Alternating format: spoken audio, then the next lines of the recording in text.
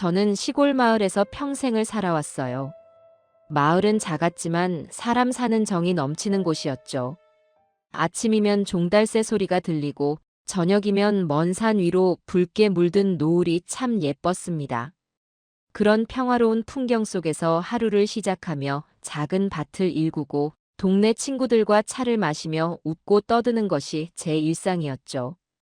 그런데 몇 년 전 제 삶은 완전히 바뀌었습니다. 아내가 병으로 세상을 떠난 뒤 갑자기 너무 많은 것이 변했어요.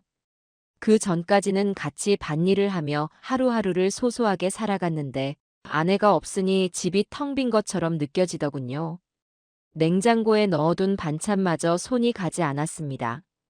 혼자 사시기 힘드시잖아요.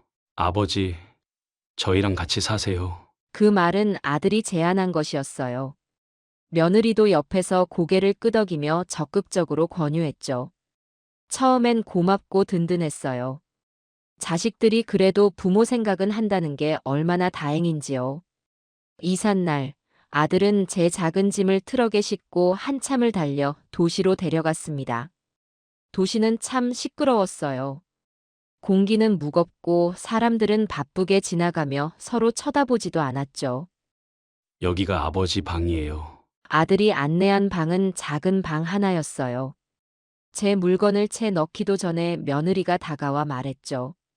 아버님, 여기 너무 어수선하면 안 돼요. 꼭 필요한 물건만 두세요. 그 순간은 며느리의 말이 서운하게 느껴지진 않았어요. 새 집에 정리정돈이 필요한 건 당연했으니까요. 하지만 시간이 지나며 점점 이상한 점들이 보이기 시작했습니다. 며느리는 자주 집안에서 규칙을 만들곤 했어요. 아버님, 거실에 너무 오래 앉아 계시면 저희가 불편해요. 거실은 저희 가족 공간이거든요. 가족이라니요? 저는 가족이 아니었던가요? 처음엔 이해하려고 했어요. 도시 사람들의 문화가 시골과 다를 수도 있다고 생각했죠. 하지만 점점 며느리의 말은 도를 넘기 시작했어요.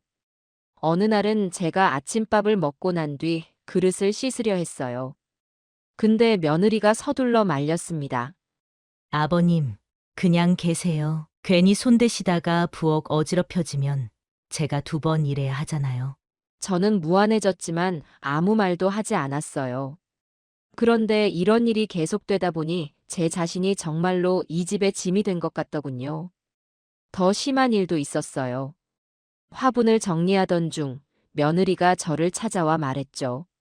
아버님, 이건 제 화분이에요. 그리고 화분을 이렇게 늘어놓으면 어머님 오시면 불편해지실 것 같아서요. 저는 며느리의 말이 이해되지 않았습니다.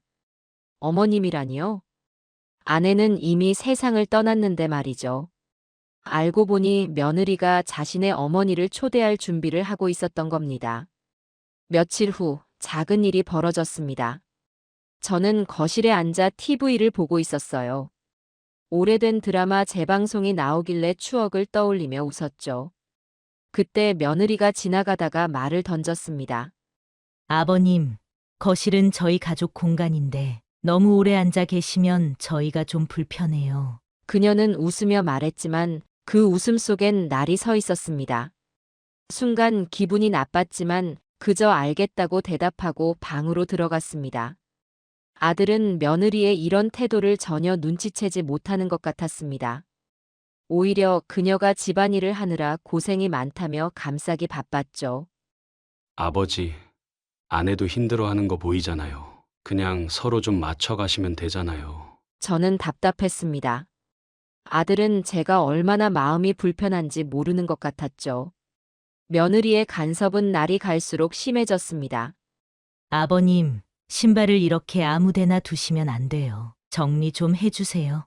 아버님, 부엌은 제가 사용하는 공간이니까 괜히 어지르지 말아주세요. 심지어는 아침에 물을 마시러 부엌에 나간 저를 보고 말했습니다. 아버님, 너무 일찍 나오시면 저희가 좀 놀라잖아요. 저는 점점 작아지는 느낌이 들었어요. 이 집에서 저는 점점 아무것도 하지 못하는 사람이 되어가고 있었죠. 며느리는 사람을 편하게 만들 줄 모르는 사람이었어요. 사소한 것 하나하나를 간섭하며 저를 불편하게 만들었죠. 그녀의 말투는 언제나 부드럽게 포장돼 있었지만 그 안에 깃든 차가움은 날카로운 칼처럼 저를 찔렀습니다. 아들과의 관계도 며느리 때문에 멀어지기 시작했어요. 아들은 늘 중간에서 어떻게든 화해를 시키려 했지만 며느리의 말투와 태도는 고칠 생각이 없는 듯 했어요. 아버지, 그냥 좀 참아주세요. 아내도 적응하느라 힘들잖아요. 적응이요? 저는 이미 이 집에서 사는 게 너무 힘들었는데요.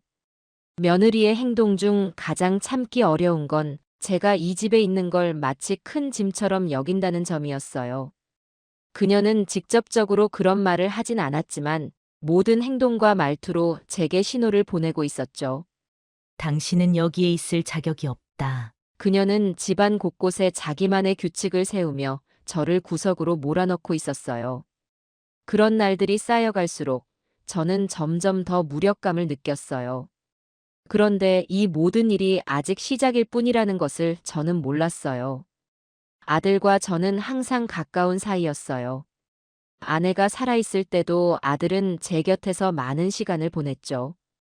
우리는 함께 낚시를 다녔고 작은 논에서 모를 심으며 서로의 손을 잡아주기도 했어요. 그런 순간들이 많았기에 아들은 단순한 자식이 아니라 친구 같았어요. 그런데 며느리가 들어온 이후 모든 것이 변해버렸어요. 아들은 결혼 후에도 처음엔 저를 자주 찾아왔어요. 아버지, 별일 없으세요? 어제 밭에 물 좀 대셨나요? 그렇게 물어보며 농사일도 도와주곤 했죠. 하지만 점차 그 방문 횟수는 줄어들었습니다. 며느리와 함께 살게 된 후, 그는 전처럼 제 이야기를 들어주지 않았어요. 어떤 말을 해도 고개를 끄덕이며 흘려듣는 듯 했어요. 제가 낚시 이야기를 꺼내면 아버지, 나중에요. 라는 말만 돌아왔어요. 나중은 오지 않았습니다. 어느 날 집에서 점심을 먹으며 아들과 이야기를 나누고 싶어졌어요.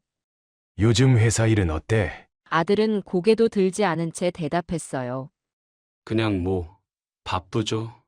대화는 그렇게 짧게 끝나버렸어요. 며느리는 거실 한쪽에서 조용히 휴대폰을 보고 있었어요. 제가 말을 이어가려고 하면 아들은 며느리를 힐끗 쳐다보곤 했습니다. 마치 그녀의 눈치를 보는 것 같았어요. 저는 점점 대화의 주도권을 잃어갔어요. 며느리가 끼어드는 일이 많아지면서 아들과 제 대화는 점점 짧아졌죠. 하루는 이런 일도 있었습니다. 아들과 단둘이 얘기할 기회를 잡으려던 참이었어요. 저녁 식사 후 아들이 방으로 들어가려 하자 제가 불렀어요. 잠깐 얘기 좀 하자. 그는 조금 당황한 표정을 지으며 저를 따라왔죠. 왜요, 아버지? 저는 그저 평범한 이야기를 나누고 싶었어요. 낚시는 안 가니? 바쁘겠지만 가끔은 쉬어야지. 아들은 잠시 망설이더니 대답했어요. 아, 낚시요? 요즘은 시간이 안 나요. 그때 며느리가 방에서 나왔습니다. 여보, 아버님이랑 얘기 중이에요? 그녀는 살짝 미소를 지으며 물었지만 표정은 그렇지 않았어요. 아들은 제 대답을 듣기도 전에 일어섰어요. 금방 들어갈게. 그 후로는 아들과 이야기할 기회조차 얻기 어려웠어요. 며느리가 늘 그 자리에 있었으니까요. 그녀는 마치 벽처럼 아들과 저 사이를 막고 있었어요. 아들은 그녀의 눈치를 보며 제게 점점 더 무관심해졌어요. 제가 아프다고 얘기했을 때조차 병원 가 보셨어요? 라는 말 외에는 해주지 않았죠. 이전의 따뜻한 아들은 사라진 듯 보였습니다. 그는 이제 며느리의 말만 따르고 제 의견은 뒷전이었어요. 어떤 일이든 며느리가 먼저 결정하면 아들은 그것을 절대 반대하지 않았어요. 하루는 제가 작은 부탁을 했습니다. 혹시 이번 주말에 같이 병원 좀 가줄 수 있겠니? 그날은 허리가 아파 걷기가 힘든 날이었거든요. 하지만 아들은 제 부탁에 곤란한 표정을 지으며 말했어요. 이번 주는 좀 힘들 것 같아요. 장모님 모시러 가야 해서요. 장모님? 저는 그 말을 듣고 마음이 철렁 내려앉았어요. 장모님이 아들의 우선순위가 된 겁니다. 그 후로도 아들은 저를 챙기지 않았어요. 오히려 제가 뭔가를 말하면 며느리의 의견을 묻곤 했어요. 그럴 때마다 저는 혼자 방으로 들어가야 했습니다. 낚시를 가자고 했던 약속도 잊혔고 농사 이야기를 나누던 시간도 지나갔어요. 아들과의 관계는 점점 더 멀어졌어요. 며느리의 존재는 아들과 저를 서서히 갈라놓고 있었어요. 하지만 이 상황에서 제가 할 수 있는 일은 아무것도 없었어요. 그저 조용히 이 변화에 적응하려 애쓸 뿐이었죠. 그러던 어느 날 며느리가 장모님을 집에 모시겠다고 했어요. 아버님, 방 좀 비켜주셔야겠어요. 저희 어머니가 불편해 하시니까요. 그녀는 너무나 당당한 태도로 이 말을 꺼냈어요. 처음엔 제가 잘못 들었나 싶었죠. 내 방을 비키라고? 그럼 나는 어디서 자란 말이냐? 며느리는 태연하게 웃으며 말했어요. 아버님, 다용도실이 있잖아요. 거기에 임시로 짐을 옮기시면 돼요. 불편하시겠지만 저희 어머니가 편히 지내셔야죠. 순간 속에서 무언가 뜨겁게 올라오는 기분이 들었어요. 다용도실이라니. 여긴 내가 살던 집이야. 내가 왜 방을 비켜줘야 하니? 하지만 며느리는 그 말에 전혀 동요하지 않았어요. 아버님, 생각이 없으세요? 손님이 오시면 당연히 더 편한 자리를 드려야 하는 거 아니겠어요? 그 말을 듣고 정말 어이가 없었어요. 내가 손님보다 못한 존재로 전락한 건가 싶었죠. 아들과 얘기해보마. 너가 멋대로 결정할 일은 아니잖아. 며느리는 오히려 기다렸다는 듯 웃으며 고개를 끄덕였어요. 네, 여보랑 얘기해 보세요. 하지만 어머니가 오시면 이건 어쩔 수 없는 일이에요. 그날 저녁 아들과 이야기를 나눴어요. 네 아내가 방을 비키라고 하더라. 이게 말이 되는 얘기냐? 아들은 당황한 듯 말했지만 이내 며느리를 두둔했어요. 아버지, 장모님도 많이 힘드셨잖아요. 다용도실에서 조금만 지내시면 안 될까요? 장모님 건강이 안 좋으시다니까요. 그 말을 듣고 정말 실망스러웠어요. 너가 그렇게 말하면 난 뭘 하란 거냐? 이제 나보고 구석에 처박히라는 거냐? 아들은 미안하다는 말을 하면서도 입장을 바꾸지 않았어요. 며칠 뒤 사돈이 집에 도착했어요. 그녀는 제가 다용도실로 짐을 옮긴 것을 보고 아무렇지도 않게 웃었어요. 어머, 여기가 방이었구나. 내가 좀 좁긴 해도 견디지 뭐. 며느리는 제 방으로 들어가 짐을 풀었고 사돈은 옆에서 즐거운 표정으로 도와줬어요. 어머니, 이제 편히 쉬세요. 불편한 거 있으면 말씀하세요. 그 모습을 보고 더 이상 참을 수 없었지만 어디에도 제 감정을 토로할 곳이 없었어요. 다용도실로 밀려난 후 저는 그곳에서 지내는 날들이 이어졌어요. 좁고 답답한 공간에 제 짐을 억지로 쑤셔넣고 작은 의자 하나에 앉아 시간을 보냈죠. 밤에는 냉기가 가득했고 낮에는 불편한 자세로 앉아 지내야 했어요. 아들과 며느리는 이따금 지나가며 저를 쳐다봤지만 한마디도 하지 않았어요. 사돈은 거실에서 TV를 보고 며느리와 웃으며 대화했지만 저는 그 대화에 끼어들 엄두조차 나지 않았어요. 다용도실의 좁은 문을 닫고 혼자 앉아 있으면 이 집에서 제가 얼마나 쓸모없는 존재가 되었는지 뼈저리게 느껴졌어요. 저는 그때 처음으로 진지하게 생각했어요. 내가 이 집에서 이렇게 살아야만 하는 걸까? 왜 내가 다용도실에 갇혀 살아야 하는 걸까? 그 답답함 속에서 저는 여러 감정을 느끼기 시작했어요. 답답한 마음에 방 구석구석을 정리하기 시작했어요.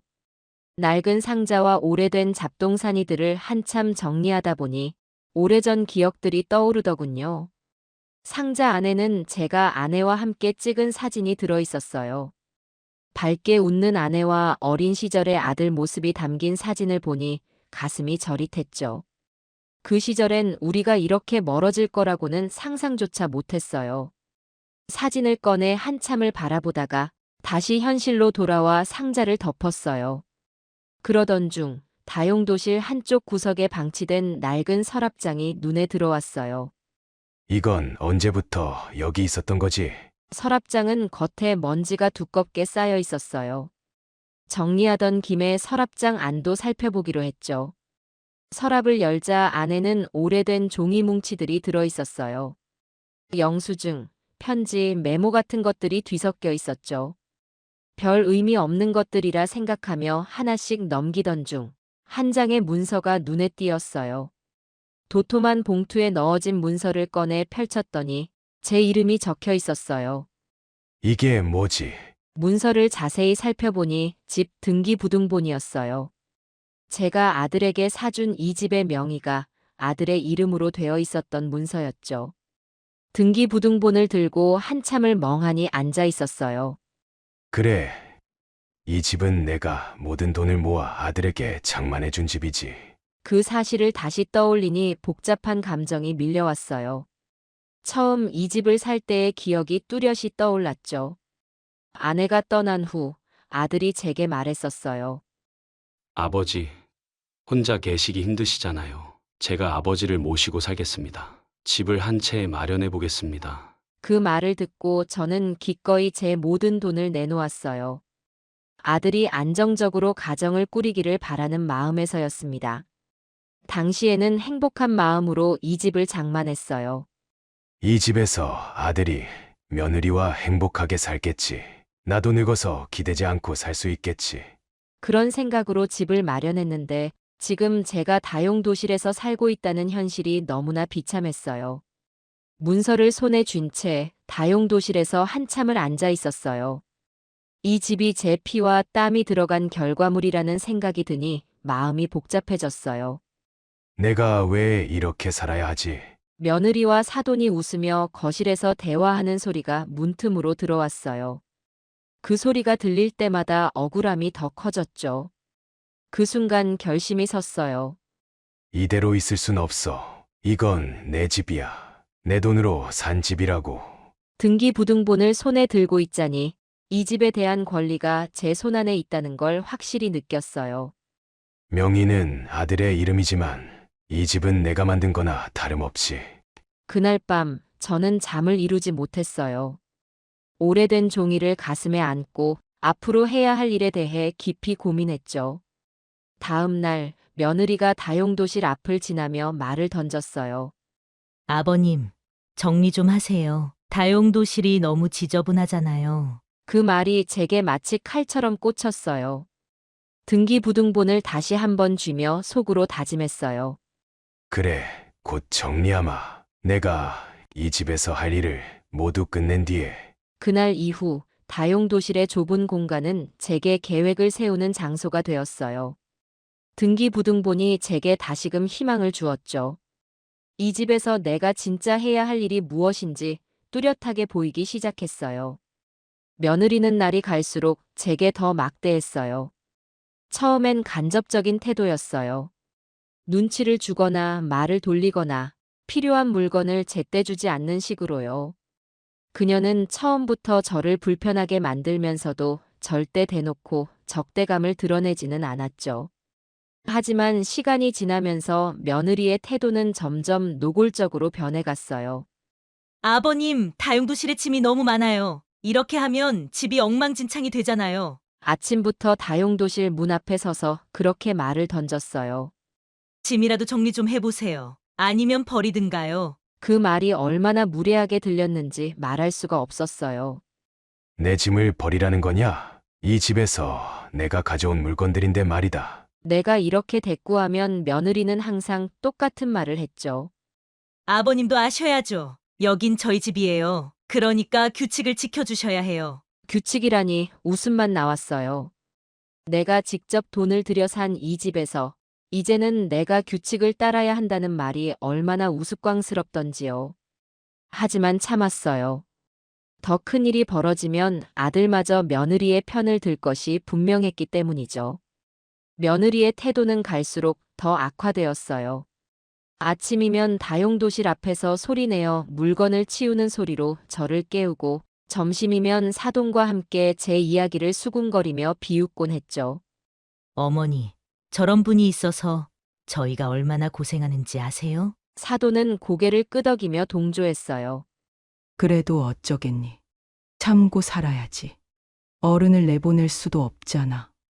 그들의 대화는 다용도실 문 하나를 넘어 제 귀에 그대로 박혔어요. 그러던 어느 날 며느리는 더 이상 우회적으로 말하지 않았어요. 아버님, 여긴 다 우리 집이에요. 그렇게 하고 싶으면 나가 사세요. 그 말은 날카로운 칼처럼 제 가슴을 도려냈어요. 순간 숨이 턱 막혔어요. 너 지금 뭐라고 했니? 나보고 나가라고? 며느리는 오히려 차분한 표정으로 말을 이어갔어요. 아버님이 원하시는 대로 하시면 되잖아요. 저희도 어쩔 수 없잖아요. 서로 불편하면 해결 방법은 간단하잖아요. 그녀의 목소리는 낮았지만 그 안에는 분명한 적대감이 담겨 있었어요. 그 순간 아들이 떠올랐어요. 아들은 이 상황을 알고도 침묵하고 있었죠. 내 아들도 이 말을 알고 있니? 너가 나를 내보내겠다고 말하는 거. 며느리는 고개를 끄덕이며 대답했어요. 여보도 동의했어요. 아버님이 마음에 안 드시면 다른 곳에서 편히 지내시는 것도 좋을 것 같다고 하시더라고요. 이 말이 사실인지 아닌지는 알 수 없었지만 그것은 중요하지 않았어요. 며느리가 이미 제 존재를 이 집에서 지우고 싶어 한다는 사실이 명확해졌으니까요. 저는 더 이상 참을 수 없었어요. 좋다. 너가 말한 대로 하자. 하지만 지켜봐. 무슨 일이 일어날지. 며느리는 그 말이 무슨 뜻인지 알지 못한 듯 어깨를 으쓱했어요. 알겠어요. 아버님도 생각 잘 해보세요. 저희는 준비됐으니까요. 그날 밤 저는 다용도실에서 등기부등본을 다시 꺼내 들었어요. 손으로 그 오래된 종이를 어루만지며 생각했어요. 이 집은 내가 만든 것이다. 내가 결정할 권리가 있다. 며느리가 저를 내쫓으려 한다면 나는 이 집을 반드시 내 방식대로 처리하겠다는 결심을 하게 되었어요. 다음 날 아침, 저는 아들과 마지막으로 대화를 시도했어요. 너는 이 아내가 나한테 무슨 말을 했는지 알고 있니? 아들은 잠시 눈치를 보다가 대답했어요. 아버지, 우리도 어쩔 수 없는 상황이에요. 서로가 불편하다면 아버지도 조금은 우리를 이해해 주셔야죠. 그 말에 더 이상 아무 말도 할 수가 없었어요. 아들은 이미 며느리의 편에 서 있었고 제 말을 들으려 하지 않았어요. 그날 저는 확실히 결심했어요. 좋다. 너가 원한 대로 해주마. 하지만 내가 이 집에서 어떻게 나가는지 똑똑히 보게 될 거다. 다용도실의 좁은 창문을 바라보며 저는 제 결심을 가슴 깊이 새겼어요. 더 이상 물러서지 않겠다고, 그리고 내가 가진 권리를 반드시 찾아오겠다고 말이죠. 그래서 저는 결심했어요. 며느리와 아들의 태도를 더 이상 참을 이유가 없었고, 이 집에서의 제 위치를 다시 찾아야겠다고 마음먹었죠. 다용도실에서 좁은 공간에 앉아 한참을 고민했어요. 이 집은 내가 만든 것이다. 내가 이 집을 내놓는다면 그들에게도 더 이상 지킬 명분이 없겠지.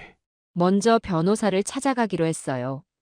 하지만 그 과정은 생각보다 쉽지 않았어요. 작은 다용도실에서 몰래 빠져나와 변호사 사무실을 찾는다는 것 자체가 큰 도전이었거든요. 아들과 며느리가 제가 외출하는 것을 별로 좋아하지 않았기 때문에 더욱 신중해야 했어요. 며칠 동안 며느리의 외출 시간을 확인하며 계획을 세웠어요. 하루는 며느리가 사돈과 함께 외출한다는 얘기를 들었어요. 그때가 기회라고 생각했죠. 오늘이다. 이 집에서 벗어나 내 계획을 시작할 수 있는 날. 서둘러 다용도실 문을 열고 나왔어요. 외출 준비를 끝낸 며느리는 저를 힐끗 쳐다보더니 무심히 말했죠. 아버님, 집 정리 좀 하세요. 다용도실 너무 어수선하잖아요. 저는 아무 대꾸도 하지 않았어요. 그녀가 나가고 나면 제 계획을 실행에 옮길 생각뿐이었거든요. 그날 오후 며느리와 사돈이 집을 떠난 뒤 저는 곧바로 밖으로 나갔어요. 손에 등기부등본을 꼭 쥐고 변호사 사무실로 향했죠. 마을 근처에 있는 작은 변호사 사무실에 도착했을 때 저는 이미 오래전부터 준비했던 질문들을 떠올리고 있었어요. 변호사는 제 이야기를 차분히 듣고는 고개를 끄덕이며 말했어요. 이 집은 아드님의 명의로 되어 있지만 구매 과정에서 전액을 아버님이 부담하셨다면 법적으로 그 사실을 입증할 수 있습니다. 그 말을 듣고 희망이 생겼어요. 그러면 지금 이 집을 제가 팔거나 명의를 변경할 수도 있겠군요. 변호사는 긍정적으로 대답하며 필요한 서류와 절차를 알려줬어요. 돌아오는 길에 머릿속은 복잡했지만 마음은 오히려 가벼웠어요. 이제야 내가 이 집에서 어떻게 살아왔는지 되돌릴 기회가 생겼다. 그날 밤 저는 다시 한번 계획을 정리했어요. 며느리와 아들에게 이 사실을 알리지 않기로 했어요. 그들은 제 결정을 존중하지 않을 게 뻔했으니까요. 며칠 뒤 저는 부동산을 찾아가 집 매매에 대한 상담을 시작했어요. 직원은 제가 가져온 등기부등본과 필요한 서류들을 확인하고는 말했어요. 등기 명의가 아드님이긴 하지만 구매 내역과 자금 출처가 모두 아버님 명의라면 매매는 가능합니다. 다만 서류 준비가 조금 필요합니다. 그 순간 저는 이 모든 일이 가능하다는 확신을 얻었어요. 집으로 돌아와서는 더욱 조심해야 했어요. 며느리는 여전히 제게 차갑게 대했고 다용도실 문틈으로 들려오는 소음들은 제 인내심을 시험하고 있었죠. 그녀는 거실에서 사돈과 함께 제 뒷담화를 나누는데 익숙해져 있었어요. 아버님이 다용도실에서 뭐 하는지 모르겠어요. 아무리 봐도 정리를 안 하시는 것 같아요. 그들의 말에 더 이상 상처받지 않기로 했어요. 제 계획이 진행되는 한 이런 말들은 이제 제게 아무 의미가 없었거든요. 그 후로도 변호사와 부동산을 오가며 매매 절차를 준비했어요. 며느리와 아들은 제가 집 밖으로 나가는 걸 크게 신경 쓰지 않았어요. 아마도 제가 무슨 일을 하고 있는지 전혀 짐작하지 못했기 때문이겠죠. 하루는 며느리가 다용도실 앞을 지나며 비꼬듯 말을 던졌어요. 아버님, 이렇게 계실 바엔 차라리 요양원 같은데 가보시는 게 어때요? 요즘 그런 곳도 좋다던데요. 저는 아무 대답도 하지 않았어요. 그녀의 말이 제 귀에 들어왔지만 더 이상 제 마음을 흔들 수는 없었어요. 제 계획이 완성되어 가고 있었으니까요. 매매 준비가 거의 끝났을 때 부동산 직원이 연락을 줬어요. 매수자가 관심을 보이고 있습니다. 다음 주쯤 계약을 체결하실 수 있을 것 같아요. 그 말을 듣고 드디어 해방의 순간이 가까워지고 있다는 걸 느꼈어요. 이 집은 제 손으로 만든 집이었고 이제 제 손으로 마무리할 준비가 되어 있었어요. 아들과 며느리 사돈은 여전히 거실에서 웃고 떠들었어요. 하지만 그들이 모르는 것이 하나 있었죠. 이 집의 진짜 주인은 이제 그들에게 더 이상 머무를 자리를 제공하지 않을 거라는 사실이요. 드디어 그날이 왔어요. 오랜 준비 끝에 제가 가진 마지막 자존심을 되찾을 순간이었죠. 아침부터 부동산에서 연락이 왔습니다. 계약이 완료되었습니다. 매수자가 오늘 오후에 집으로 방문할 예정입니다. 그 말을 듣는 순간 마음이 묘하게 가벼워졌어요. 이 집에 얽힌 모든 불편함과 억울함을 이제 내려놓을 시간이 다가오고 있었으니까요. 집 안은 평소처럼 조용했지만 며느리와 사돈은 여전히 제가 다용도실에서 지내는 것을 당연하게 여겼죠. 며느리는 사돈과 함께 거실에서 대화를 나누며 웃고 있었어요. 어머니, 여기 진짜 편하지 않으세요? 집이 아늑하니까 오래 머무르셔도 좋겠어요. 사돈은 소파에 앉아 다리를 꼬고 느긋하게 대답했죠. 그럼 어디 내 딸 집만큼 편한 데가 있겠니?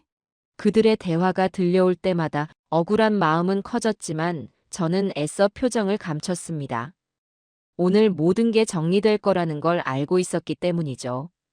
아들은 회사에서 늦게 퇴근하는 날이었고 며느리와 사돈은 저녁 식사를 준비하며 웃고 떠들고 있었습니다. 며느리는 부엌에서 음식을 꺼내며 사돈께 말했어요. 아버님도 이젠 적응하셨겠죠? 다용도실도 나름 아늑하잖아요. 그 말에 사돈이 웃으며 맞장구를 쳤습니다. 어차피 많이 움직이실 것도 아닌데. 그런데 계셔도 괜찮지. 그들의 대화가 들릴 때마다 이 집에서 제가 얼마나 외면받고 있는지 더 분명히 느껴졌어요. 하지만 오늘은 그런 말들이 제 마음을 흔들지 않았어요. 오히려 이런 상황들이 제 결심이 옳았다는 확신을 주었죠. 그래. 너가 원하는 대로 해줄 테니 나중에 후회하지는 말아라. 오후가 되자 부동산에서 다시 연락이 왔습니다. 매수자가 곧 도착할 예정입니다. 서류도 모두 준비됐습니다. 저는 그 말을 듣고 다용도실 문을 열고 천천히 현관으로 걸어 나갔어요. 이 집의 소유권이 이제 끝났다는 사실이 머릿속을 채웠죠. 현관문 앞에서 서류를 정리하며 시간을 기다리고 있는데 며느리가 다가와 무심히 물었어요. 아버님, 뭐 하시는 거예요? 어디 나가시려고요? 저는 아무 말도 하지 않고 서류를 꼭 쥔 채 그녀를 지나쳤어요. 며느리는 대수롭지 않게 고개를 돌리며 다시 부엌으로 갔어요. 얼마 지나지 않아 매수자가 집 앞에 도착했습니다.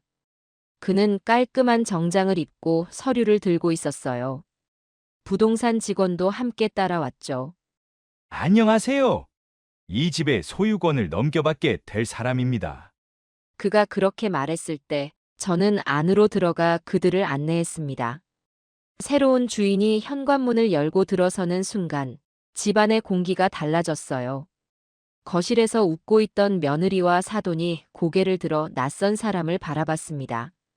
며느리는 당황한 얼굴로 서둘러 다가와 물었어요. 누구세요? 여긴 왜 오신 거죠? 새로운 주인은 서류를 꺼내며 차분히 대답했습니다.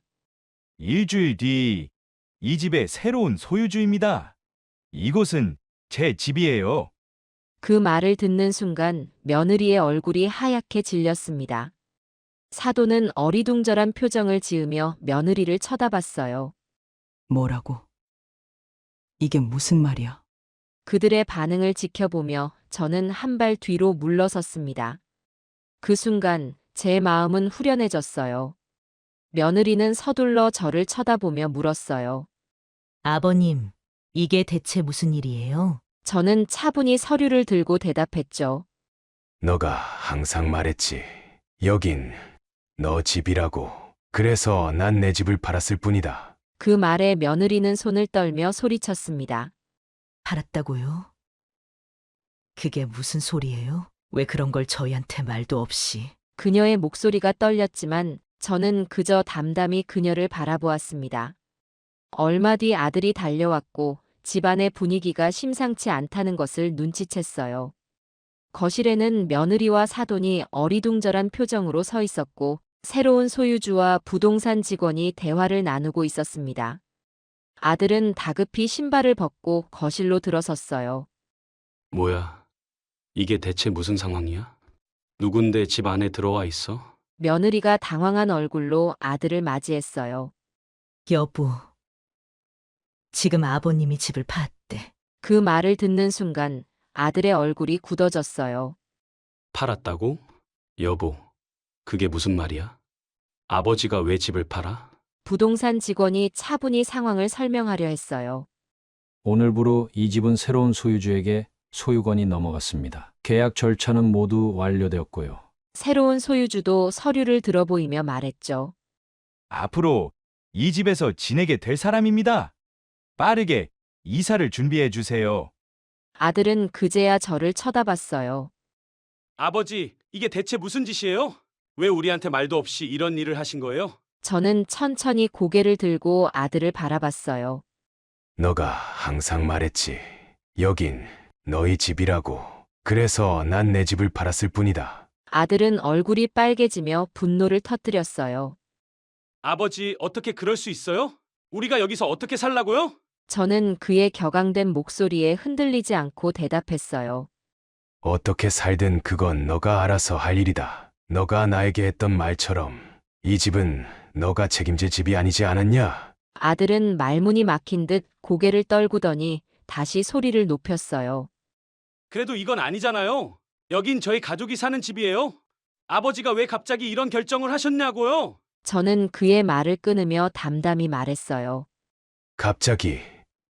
이건 갑자기 벌어진 일이 아니다. 너가 나를 다용도실로 몰아넣고 네 아내와 사돈이 나를 내쫓으려 했던 그 순간부터 난 결심했다. 그 말에 며느리가 억울한 표정으로 끼어들었어요.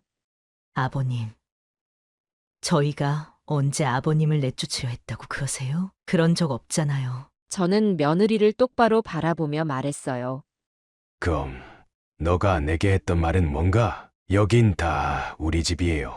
그렇게 하고 싶으면 나가 사세요. 그 말을 듣고 내가 내 집에서 나가는 게 맞다고 생각했다. 사돈은 상황을 이해하지 못한 듯 고개를 갸웃거리며 중얼거렸어요.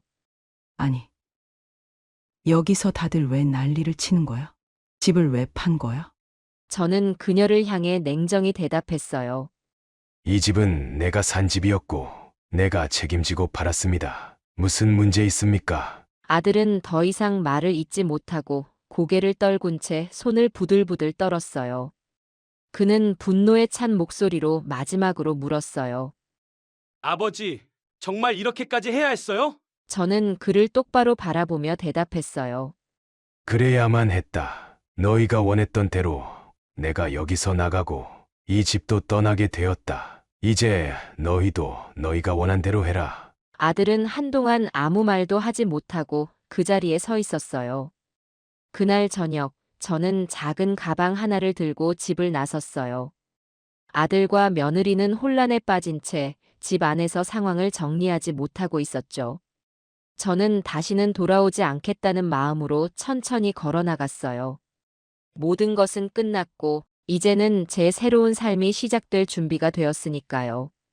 그날 집을 떠난 후, 저는 고향으로 돌아왔습니다. 멀리 떨어진 도시를 떠나 어린 시절부터 살아왔던 고향 마을로 발길을 돌렸어요. 작은 논과 밭이 펼쳐진 그곳은 제가 가장 편안함을 느낄 수 있는 곳이었죠. 집을 떠나는 순간 마음 한켠에 아쉬움과 허탈함이 스쳐갔지만 곧 자유로움이 그 자리를 대신했습니다. 고향 마을은 여전히 변하지 않았더군요. 오랜 친구들과 반갑게 인사를 나누며 저는 다시 이곳에서 새 삶을 시작하기로 마음먹었습니다. 가장 먼저 할 일은 살 집을 마련하는 것이었어요. 작은 농가 한 채를 구했어요. 낡았지만 아늑하고 정이 넘치는 집이었죠. 새벽이면 바람 소리와 새들의 노래가 들리고 저녁에는 하늘 가득 별빛이 쏟아졌습니다. 농가의 텃밭에는 이미 자란 풀들이 무성했지만 저는 그걸 보며 웃었어요. 이 정도면 훌륭하지. 다시 시작하기엔 딱 좋군. 삽을 들고 잡초를 뽑으며 하루를 보내니 몸은 고단했지만 마음은 평화로웠어요. 며칠 뒤 동네 사람들이 찾아와 인사를 건넸어요. 어르신, 돌아오셨다니 반가워요. 이제 여기서 쭉 지내시려나 봐요. 저는 고개를 끄덕이며 웃었어요. 응. 이제 이곳에서 땅이나 일구며 살 생각이네. 여기가 나한텐 가장 편안한 곳이지. 그들은 저를 돕겠다고 호미며 삽을 들고 함께 밭을 정리해 주었어요. 오랜만에 느껴보는 마을 사람들의 따뜻함에 가슴이 뭉클해졌습니다. 작은 농사를 시작하면서 삶의 리듬도 다시 찾아갔어요. 새벽이면 일찍 일어나 밭으로 나가고 정오에는 나무 그늘 아래에서 쉬며 점심을 먹었어요. 가끔씩 지나가는 이웃들과 농사 이야기를 나누는 것도 즐거운 일이 되었죠. 올해는 고추 농사가 잘 될 것 같아요. 어르신도 심어보시면 어때요? 그래, 고추도 좋겠네. 올해는 내 손으로 딴 걸로 김장도 해보겠네. 시간이 지나면서 도시에서 있었던 일들은 점점 흐릿해졌어요. 아들과 며느리, 그들이 저를 어떻게 대했는지도 이제는 더 이상 큰 의미를 갖지 않았습니다. 그들은 제가 집을 떠난 뒤 그 집을 정리하고 어딘가로 이사 갔다는 얘기를 전해 들었어요. 이후로 연락은 끊겼지만 마음에 큰 미련은 없었습니다. 오히려 제가 그들과 거리를 두게 된 것이 다행이라고 생각했어요. 인생은 결국 스스로 선택하는 거지. 저는 밭일을 하다가 종종 스스로에게 그렇게 중얼거리곤 했어요. 그들이 제게 했던 말과 행동을 떠올릴 때마다 그 집에서 나와 새로운 삶을 시작한 것이 얼마나 다행인지 느껴졌습니다. 한 번은 동네 친구가 저를 찾아와 물었어요. 아이들한테 섭섭하지 않아. 그래도 부모 자식인데 연락이 끊겼으니. 저는 고개를 저으며 대답했어요. 섭섭하긴 했지. 하지만 그건 처음뿐이야. 지금은 자유로운 게 더 좋아. 내가 나로서 살아갈 수 있으니까. 고향에서의 삶은 단순했지만 매 순간이 소중하게 느껴졌어요. 도시에서 다용도실에 갇혀 살던 그때와는 비교할 수 없는 만족감이 있었죠. 밭에서 땀을 흘리고 작은 농작물을 수확하며 웃을 수 있다는 것만으로도 충분히 행복했어요. 몇 달이 지나자 작은 변화들이 제 삶에 찾아왔습니다. 농사를 짓던 한 이웃이 제게 고추 모종과 감자 씨앗을 건네며 도움을 줬고, 또 다른 친구는 마을 장터에서 농작물을 팔아보지 않겠냐며 권유했어요. 어르신, 이렇게 좋은 걸 그냥 두면 안 되죠. 이거 장터에 내다 팔면 꽤 괜찮을 겁니다. 저는 그 말을 듣고 처음으로 농작물을 팔아보는 경험을 하게 되었어요. 장터에서 물건을 팔며 사람들과 대화를 나누는 것도 즐거운 일이었어요.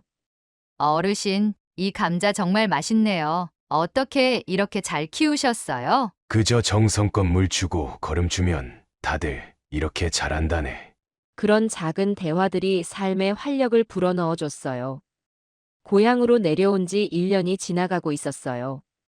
이제 고향의 삶은 저에게 완전히 익숙해졌고, 제 손으로 일군 농작물은 나날이 풍성해졌어요. 그러던 어느 날, 집 앞에서 낯익은 발소리가 들려왔습니다. 문을 열어보니 아들이 서 있었어요. 낡은 셔츠를 입고 고개를 숙인 채 어색한 미소를 띠고 있었죠. 아버지, 그가 오랜만에 입을 열었지만 목소리에는 주저함이 가득했어요. 저는 담담히 대답했어요. 웬일이냐? 너가 여길 찾아오다니. 아들은 무거운 가방을 바닥에 내려놓으며 말했어요.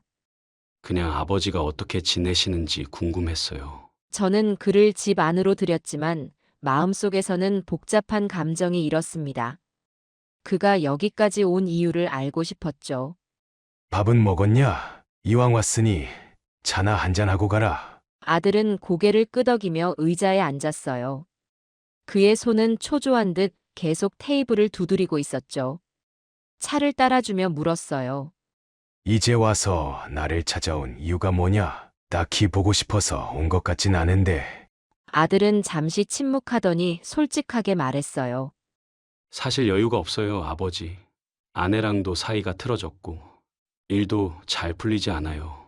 그 말을 듣는 순간 마음이 복잡해졌어요. 아들을 탓할 수도 있었지만 한편으로는 그가 얼마나 힘든 상황인지 느껴졌죠. 저는 차를 한 모금 마시며 그를 바라봤어요. 그럼 이제 내가 어떻게 해주길 바란다는 거냐? 아들은 고개를 숙이며 말했어요. 그냥 아버지의 마음이 어떤지 궁금했어요. 그리고 저도 사과드리고 싶어서 왔어요. 그가 진심으로 말하고 있다는 것을 느낄 수 있었어요. 하지만 저는 쉽게 마음을 열 수 없었죠. 사과라. 너가 내게 사과할 게 있긴 하냐? 아들은 눈을 감고 깊은 숨을 내쉬며 대답했어요. 있어요. 아버지를 그렇게 몰아붙였던 것, 그리고 제대로 챙기지 못했던 것 정말 죄송해요. 그 순간 마음속의 응어리가 조금씩 풀어지는 것을 느꼈어요. 그의 말에서 진심이 묻어났거든요. 하지만 쉽게 용서의 말을 꺼낼 수는 없었어요. 며칠 뒤 예상치 못한 일이 일어났어요. 마을 우체국에서 돌아오던 길, 집 앞 우편함에서 낯선 편지 하나를 발견했죠. 발신인의 이름을 확인하니 며느리였어요. 이게 웬일이지? 잠시 멈칫했지만 봉투를 조심스레 열어 내용을 읽기 시작했어요. 편지지 위에 적힌 글씨는 단정했지만 문장마다 담긴 감정이 고스란히 느껴졌습니다. 아버님, 그동안 정말 죄송했습니다. 제가 너무 어리석고 욕심이 많았습니다. 아버님께 했던 모든 말과 행동을 후회하고 있습니다. 지금이라도 용서를 구할 기회를 주신다면 정말 감사하겠습니다. 문장을 읽어 내려갈수록 마음이 복잡해졌어요. 며느리의 솔직한 고백이 느껴졌지만 동시에 의구심도 들었습니다. 왜 이제 와서 이런 말을 하는 걸까? 정말로 후회하고 있는 걸까? 편지에는 그동안의 반성과 후회가 가득 적혀 있었어요.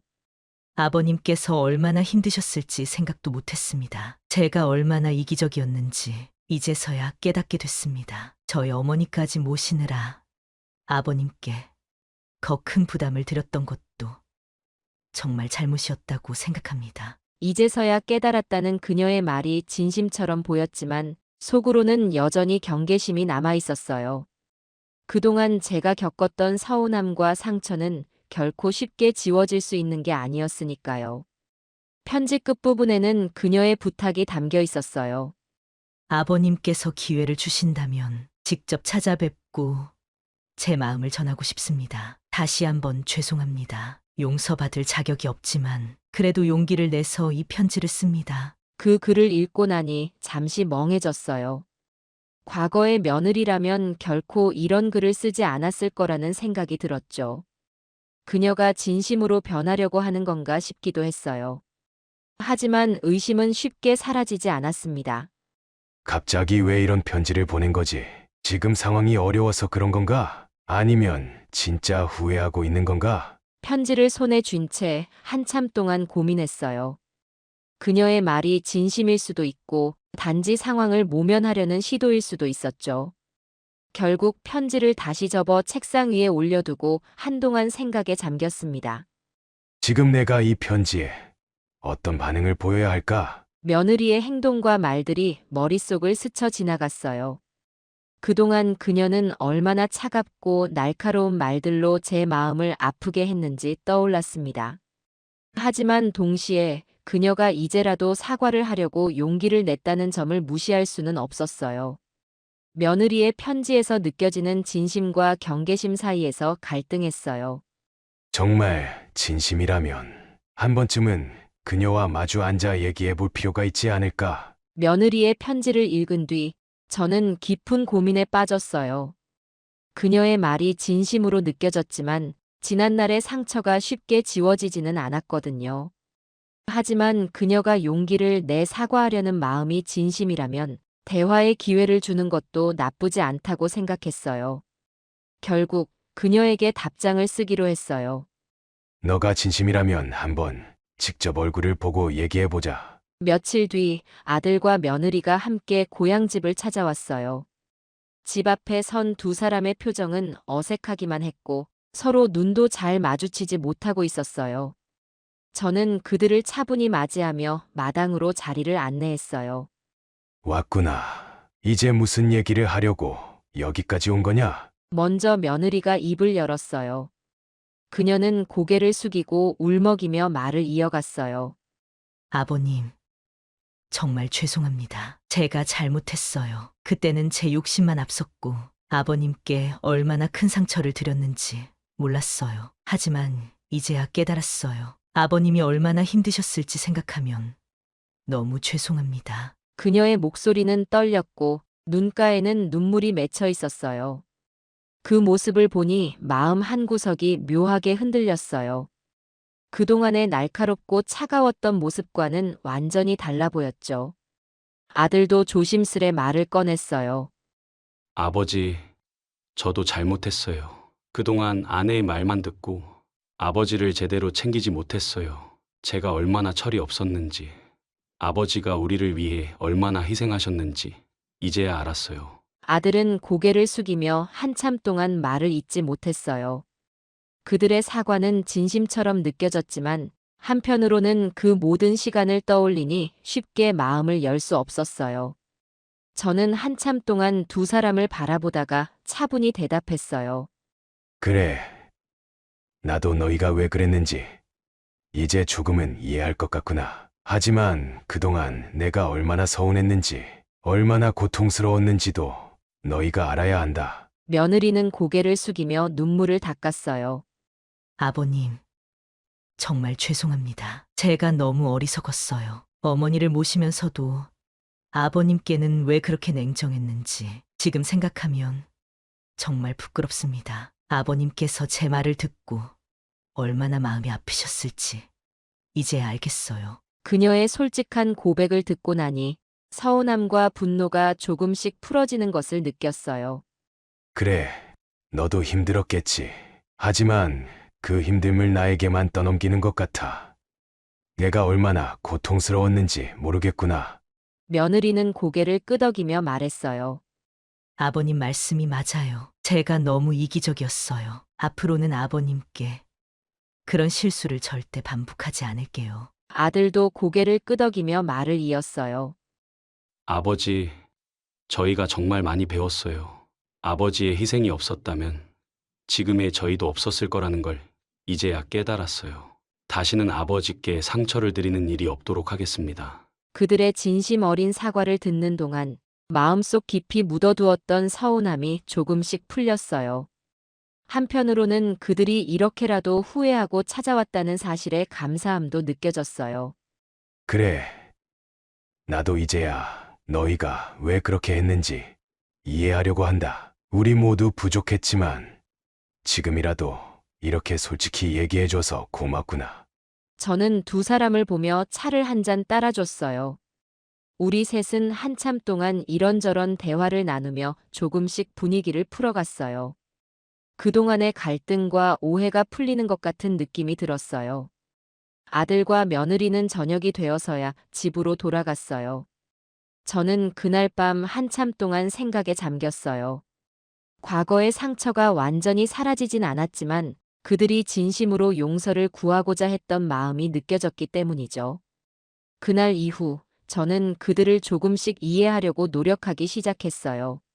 사람은 누구나 실수할 수 있다. 중요한 건 그 실수를 깨닫고 바로잡으려는 용기다. 그날 저녁 저는 그렇게 스스로를 다독이며 고요한 밤하늘을 바라봤어요. 아들과 며느리가 돌아간 후 집 안은 다시 고요해졌어요. 하지만 그들이 남긴 말들과 진심 어린 표정은 제 마음속에 깊은 울림을 남겼죠.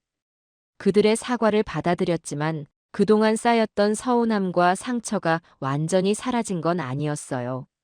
몇 년간의 갈등이 하루 만에 풀릴 수는 없으니까요. 그날 밤 저는 혼자 마당에 나와 하늘을 바라보며 생각에 잠겼어요. 내가 너무 단호하게 마음을 닫고 있었던 건 아닐까? 그래도 그들이 이렇게 찾아와 준 건 고맙지 않나? 다음 날 아침 밭으로 나가 일을 하며 머릿속을 정리했어요. 삽으로 땅을 고르고 손으로 흙을 다듬다 보니 마음도 한결 가벼워졌습니다. 새로 시작된 이 관계가 어디로 향할지는 아직 알 수 없었지만 한 가지는 확실했죠. 저는 과거에 얽매이지 않고 조금씩 앞으로 나아가겠다는 결심을 했습니다.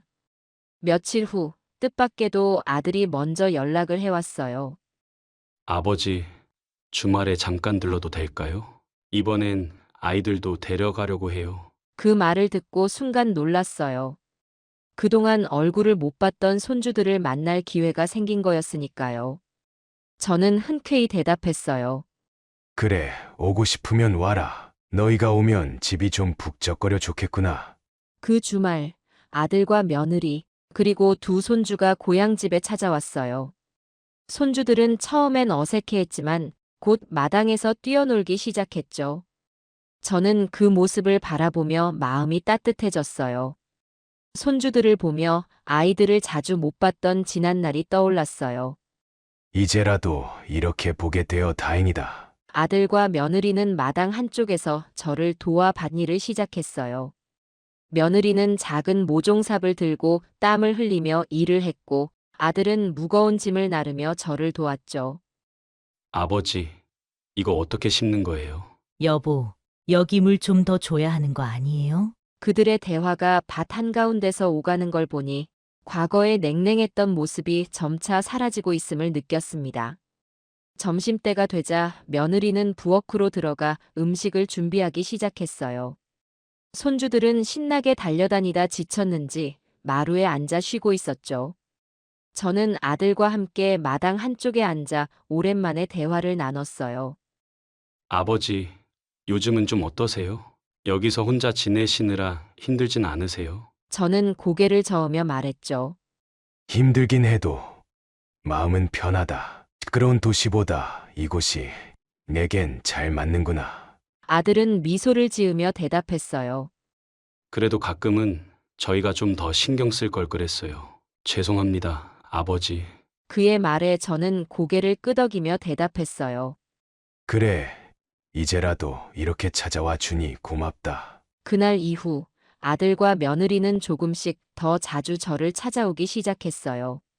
며느리는 텃밭에 채소를 심는 걸 배우고 싶다며 자주 왔고 아들은 마을 사람들과 어울리며 마을 분위기를 이해하려고 노력했어요. 손주들은 마당에서 뛰어노는 것을 즐기며 점점 더 밝아졌고 저와도 점점 더 가까워졌죠. 어느 날 며느리가 조심스럽게 말을 꺼냈어요. 아버님, 저희가 조금씩 변해가고 있는 것 같아요. 그동안 너무 이기적이었던 저희 모습을 돌아보면서 아버님께 더 잘해야겠다는 생각이 들어요. 그녀의 말을 듣고 저는 미소를 지으며 대답했어요. 변화하려는 마음이 중요하다. 그 마음이 있다면 앞으로는 더 나아질 거다. 아들도 한 발 더 다가섰어요. 아버지, 저도 앞으로는 가족으로서 더 책임감 있게 살려고 해요. 지금까지 아버지께 너무 많은 걸 기대기만 했던 것 같아요. 앞으로는 제가 더 아버지를 챙기겠습니다. 그들의 진심 어린 말과 행동을 보며 저는 점점 마음의 문을 더 열 수 있게 되었어요. 과거의 갈등이 완전히 사라진 건 아니었지만 서로를 이해하려는 노력이 큰 위로가 되었죠. 고향집에서 보내는 시간이 점차 더 따뜻해졌어요. 주말마다 손주들의 웃음소리가 들리고 아들과 며느리가 밭일을 돕는 모습은 이제 익숙해졌습니다. 가족이 함께 밥을 먹고 대화를 나누며 웃을 수 있는 시간은 저에게 큰 기쁨이 되었죠. 그날 밤 저는 별이 가득한 하늘을 바라보며 혼자 생각했어요. 가족이란 건 결국 함께하는 시간 속에서 성장하는 거구나. 모두가 완벽할 수는 없지만 서로 노력하면 충분히 가까워질 수 있지. 그날 이후 저는 고향에서의 새로운 삶을 더욱 풍요롭게 느끼며 살아갔어요. 새벽이면 땅에서 올라오는 흙냄새가 제게 첫 인사를 건네고 고요한 아침을 깨우는 새소리가 마음 깊은 곳까지 스며들었죠. 삶이란 것이 때로는 억울하고 서글픈 순간들로 가득하지만 그 모든 순간을 지나 다시 평온에 닿을 수 있다는 것을 이곳에서 새롭게 깨달았습니다. 아들과 며느리 그리고 손주들과 함께 보내는 시간은 낡은 시계를 멈춰놓은 듯 아늑하고도 따뜻했어요. 아이들의 웃음소리는 마당에 피어난 들꽃처럼 가볍게 흔들리며 저를 감쌌고 그들의 손길이 닿은 흙과 땀은 과거의 상처를 조용히 덮어주었어요. 그 순간들 속에서 나는 나를 잊고 그들을 새롭게 바라볼 수 있었습니다. 가끔씩 아들과 마주 앉아 담소를 나누다 보면 그의 눈빛 속에서 어린 시절의 그 아이를 발견하곤 했어요. 작은 실수에도 눈물 흘리며 사과하던 그 아이는 이제 한 가정의 가장이 되어 제 앞에 앉아 있었죠. 그 모습을 보며 이런 생각이 들었습니다. 자식은 결국 부모의 기대를 온전히 채우지 못할지라도 그 나름의 방식으로 사랑과 후회를 배워가는구나. 저녁이면 며느리가 만든 따뜻한 밥상 앞에서 모두가 둘러앉아 웃고 떠들었어요. 그 순간 손주들의 해맑은 웃음소리는 과거의 차가운 말들을 덮어주었고 아들과 며느리의 노력은 저를 더 이상 홀로 두지 않겠다는 다짐으로 느껴졌어요. 그들의 사과와 변명, 그리고 그 뒤에 숨겨진 진심은 마치 길고 긴 겨울을 지나온 나무가 새 잎을 틔우는 것처럼 제 마음속에 새로운 생명을 불어넣어 주었습니다. 고향의 밤은 여전히 고요했지만 더 이상 외롭지 않았어요. 별빛은 여전히 하늘 가득했고 바람은 온화했으며 그 바람 속에는 가족의 온기가 함께 녹아 있었어요. 가끔 과거를 떠올리면 여전히 아프고 서글픈 순간들이 있지만 그 순간들마저도 이제는 제 삶의 일부로 다가왔습니다. 아들과 며느리 그리고 손주들과 함께하는 시간은 이제 제게 또 다른 인생의 보상이 되어 주었으니까요. 삶은 언제나 새롭게 피어날 수 있다는 것을 그날 이후의 시간을 통해 다시금 배웠습니다. 고향에서 불어오는 바람처럼 언제나 잊히고 지나가는 줄 알았던 사랑이 여전히 내 곁에 머물고 있었다는 것을요. 서울 변두리에 있는 제 아파트는 30년 동안 일하며 번 돈으로 장만한 소중한 보금자리였습니다. 아내와 함께 전셋집을 전전하다가 35세 첫 집을 장만했던 기억이 납니다. 당시 공장에서 일하면서 야근 수당까지 모아가며 겨우 계약금을 마련했었죠.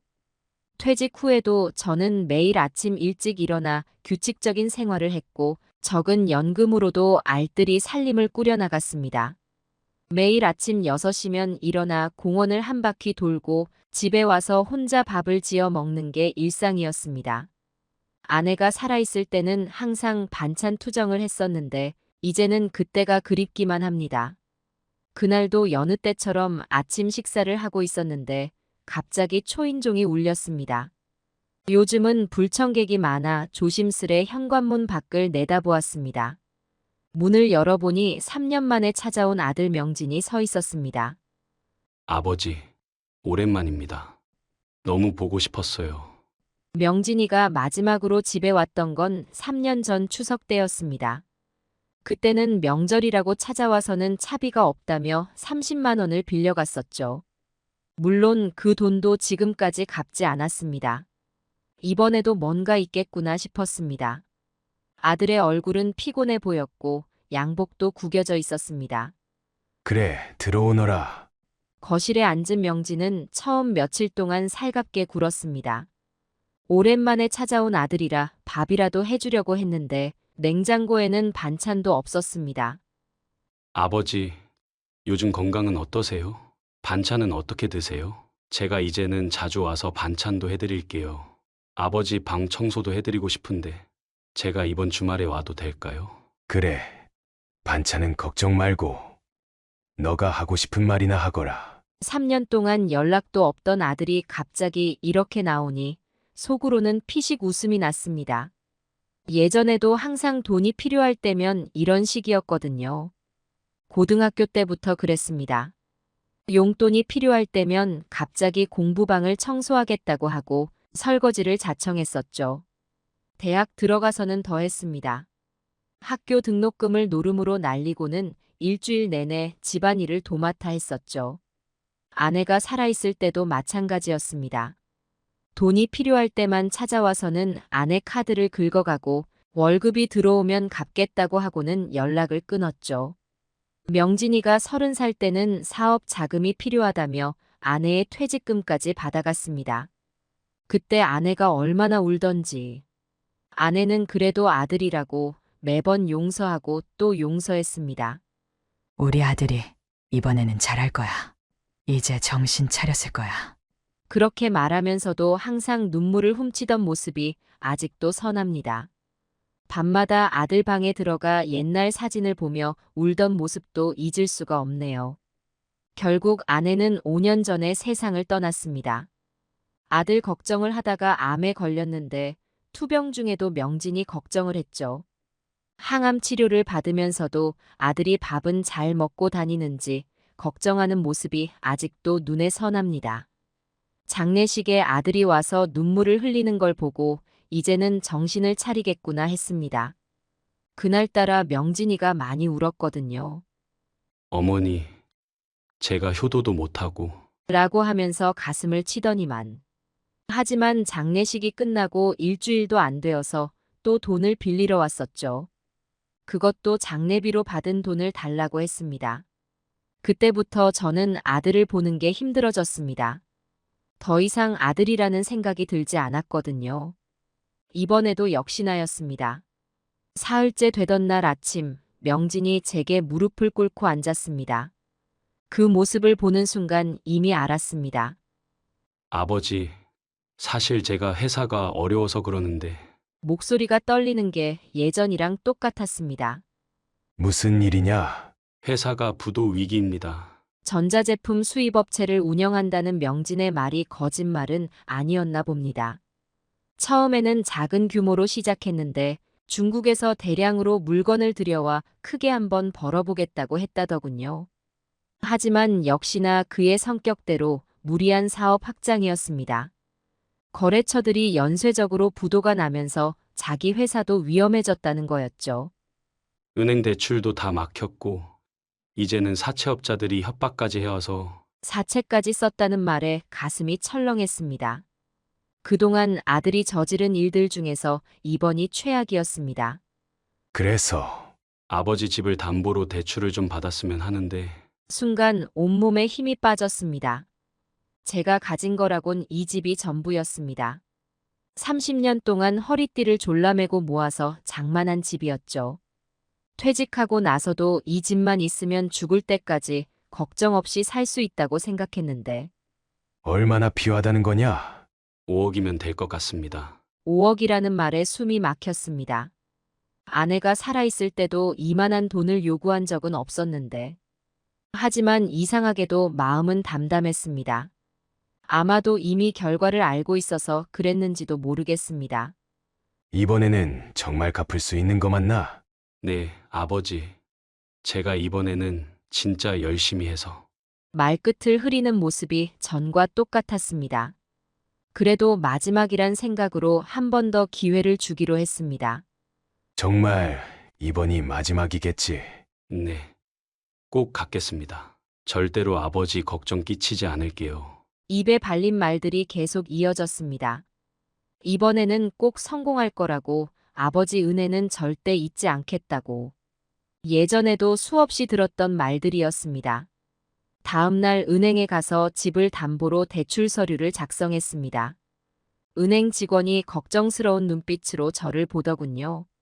어르신, 정말 괜찮으신 거 맞으시죠? 그 말에 가슴 한켠이 시큰했지만 이미 마음을 굳혔습니다. 명지는 돈을 받자마자 사라졌습니다. 처음 며칠은 전화도 몇 번 받더니 점점 횟수가 줄어들었죠. 2달 동안 연락이 없었고 전화도 받지 않았으며 문자에도 답이 없었습니다. 매일 아침 우편함을 열어보는 게 일과가 되었습니다. 고지서만 쌓여가는 우편함을 보면서도 혹시나 하는 마음이 있었나 봅니다. 결국 석 달 뒤 은행에서 연락이 왔습니다. 김종수님, 대출금 연체가 석 달째입니다만. 담당자의 목소리를 듣는 순간 모든 게 끝났다는 걸 알았습니다. 일주일 뒤 빨간 글씨로 쓰인 경매 통지서를 받았습니다. 30년 동안 모았던 제 전 재산이 모두 사라져버린 겁니다. 이상하게도 눈물은 나지 않았습니다. 오히려 후련한 마음도 들었습니다. 이제는 더 이상 아들이라는 존재에 기대하지 않아도 된다는 생각이 들었거든요. 퇴거 통지를 받던 날, 저는 마지막으로 집 안을 둘러보았습니다. 아내와 함께 살았던 추억이 가득한 곳이었는데, 이제는 남의 집이 되어버렸습니다. 방 한켠에 놓인 장롱을 정리하다가 낡은 앨범을 발견했습니다. 명진이가 초등학교 입학식 날 찍은 사진이 제일 먼저 보였습니다. 까만 교복을 입고 환하게 웃고 있는 모습이었죠. 그 웃음이 거짓말처럼 느껴졌습니다. 앨범을 덮고 쓰레기 봉투에 넣었습니다. 더 이상 추억도 미련도 필요 없었으니까요. 짐을 싸면서 문득 아내 생각이 났습니다. 살아있었다면 얼마나 가슴 아파했을까. 하지만 이제는 아내도 아들도 없습니다. 저 혼자만 남았네요. 새벽에 짐을 챙겨 현관문을 나섰습니다. 뒤돌아보지 않았습니다. 이제 제 인생에서 아들이란 존재는 없었으니까요. 이제 제게는 선택권이 없었습니다. 보증금 100만 원에 월세 30만 원짜리 반지하 방으로 옮겼습니다. 반지하 단칸방은 햇빛도 잘 들지 않고 습기가 많았습니다. 겨우 5평 남짓한 공간에 작은 싱크대와 화장실이 전부였죠. 아내와 함께 살던 아파트가 갑자기 그리워졌습니다. 이삿짐도 없이 보따리 하나 들고 들어갔습니다. 짐을 풀면서 문득 핸드폰을 보니 아들이 보낸 문자가 있더군요. 아버지, 죄송합니다. 나중에 꼭 갚겠습니다.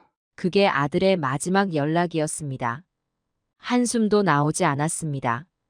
이제는 화도 나지 않더군요.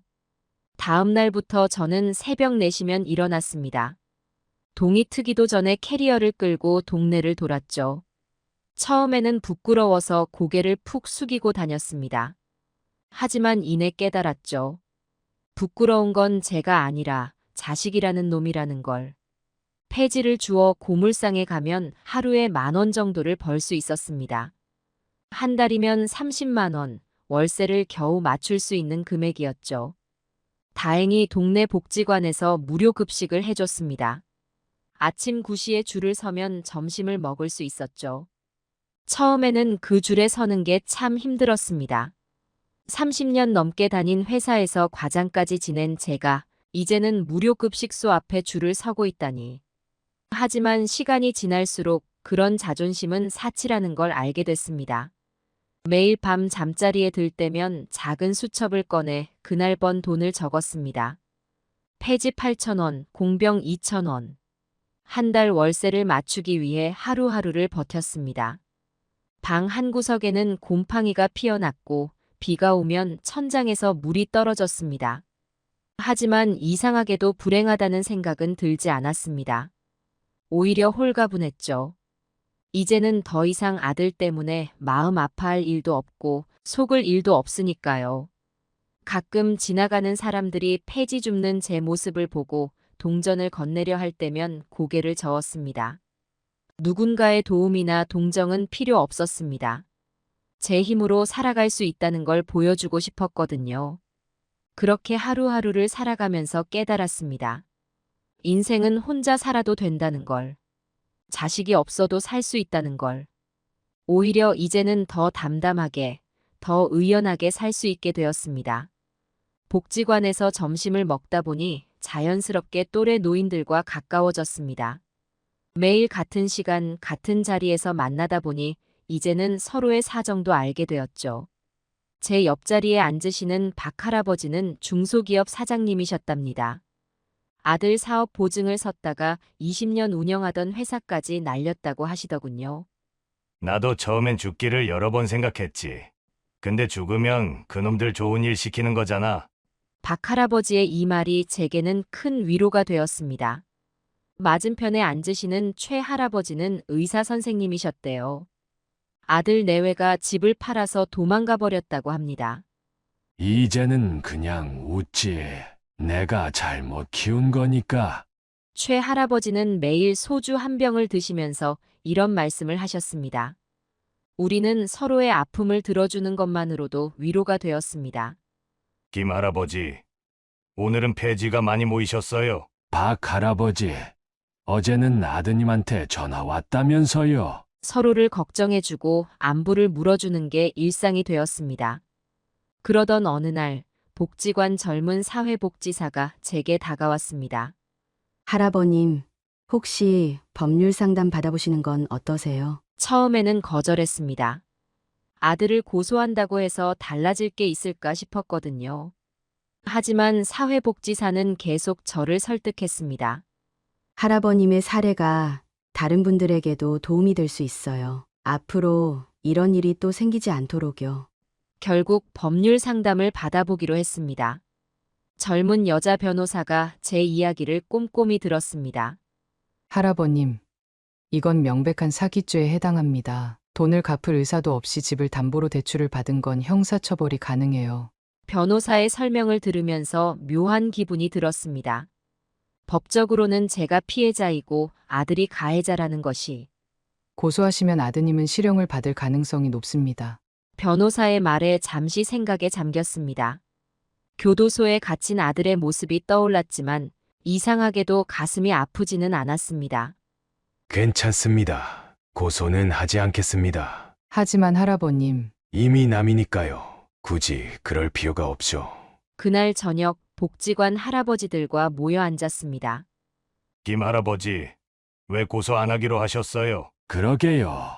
혼 좀 나봐야 정신을 차리지 않겠어요. 저는 웃으며 대답했습니다. 남인데 뭐하러 그런 수고를 해요? 다들 제 말뜻을 알았는지 고개를 끄덕이셨습니다. 우리는 그저 서로를 바라보며 쓴웃음을 지었습니다. 이제 우리에게 자식이란 그저 남일 뿐이니까요. 이제 계절이 바뀌어 겨울이 다가왔습니다. 반지하 방은 여름에는 습하더니 겨울에는 더 견디기 힘들어졌습니다. 아무리 난방을 해도 차가운 바닥은 따뜻해지지 않았고 벽에는 하얀 곰팡이가 피어났습니다. 처음에는 감기인 줄 알았습니다. 새벽에 폐지를 줍다 보면 을에 기침도 하고 콧물도 나는 게 당연하다고 생각했죠. 하지만 기침이 점점 심해졌습니다. 밤에는 숨이 막힐 것처럼 기침이 나와서 잠을 이루지 못했습니다. 약국에서 기침약을 사 먹어봤지만 소용이 없었습니다. 동네 구멍가게 주인 아저씨가 처음으로 제 상태를 알아챘습니다. 할아버지, 기침 소리가 심상치 않은데 병원에 한번 가보시는 게 어떠세요? 괜찮아요. 곧 나아질 거예요. 매일 아침 폐지를 들고 오는 제 모습을 보시던 분이었습니다. 다음 날은 떡집 아주머니가 말을 걸어오셨습니다. 할아버지, 이거 감기약인데 한번 드셔보세요. 친절히 고마웠지만 받고 싶지는 않았습니다. 그래도 아주머니가 계속 권하시는 바람에 받아들었습니다. 동네 사람들의 친절이 죄송스러웠습니다. 하지만 어느 날부터인가 열이 나기 시작했습니다. 밤이면 온몸이 떨리고 이불을 두껍게 덮어도 추위가 가시질 않았습니다. 병원에 가봐야 한다는 걸 알았지만 돈이 없었습니다. 월세를 내고 나면 병원비를 낼 여유가 없었거든요. 그래도 매일 새벽이면 어김없이 폐지를 줍기 위해 나섰습니다. 이제는 걷는 것도 힘들었습니다. 캐리어를 끄는 손에 힘이 들어가질 않았고 어지러움도 심해졌습니다. 그날도 평소처럼 새벽 4시에 일어났습니다. 날씨가 많이 추웠지만 월세를 채우려면 나가야만 했습니다. 처음에는 괜찮은 것 같았습니다. 하지만 건물 모퉁이를 돌다가 갑자기 앞이 캄캄해졌습니다. 다리에 힘이 풀리면서 그대로 쓰러졌습니다. 의식이 흐려지는 와중에도 캐리어는 놓지 않으려 했습니다. 이걸 놓치면 오늘 월세를 못 채울 것 같아서였죠. 희미하게 누군가의 발소리가 들렸습니다. 할아버지, 할아버지, 정신이 있으세요? 젊은 남자분의 목소리였습니다. 아마도 새벽 출근길이었던 것 같습니다. 119에 신고해야겠어요. 할아버지, 조금만 버티세요. 그 말을 들으며 정신을 잃었습니다.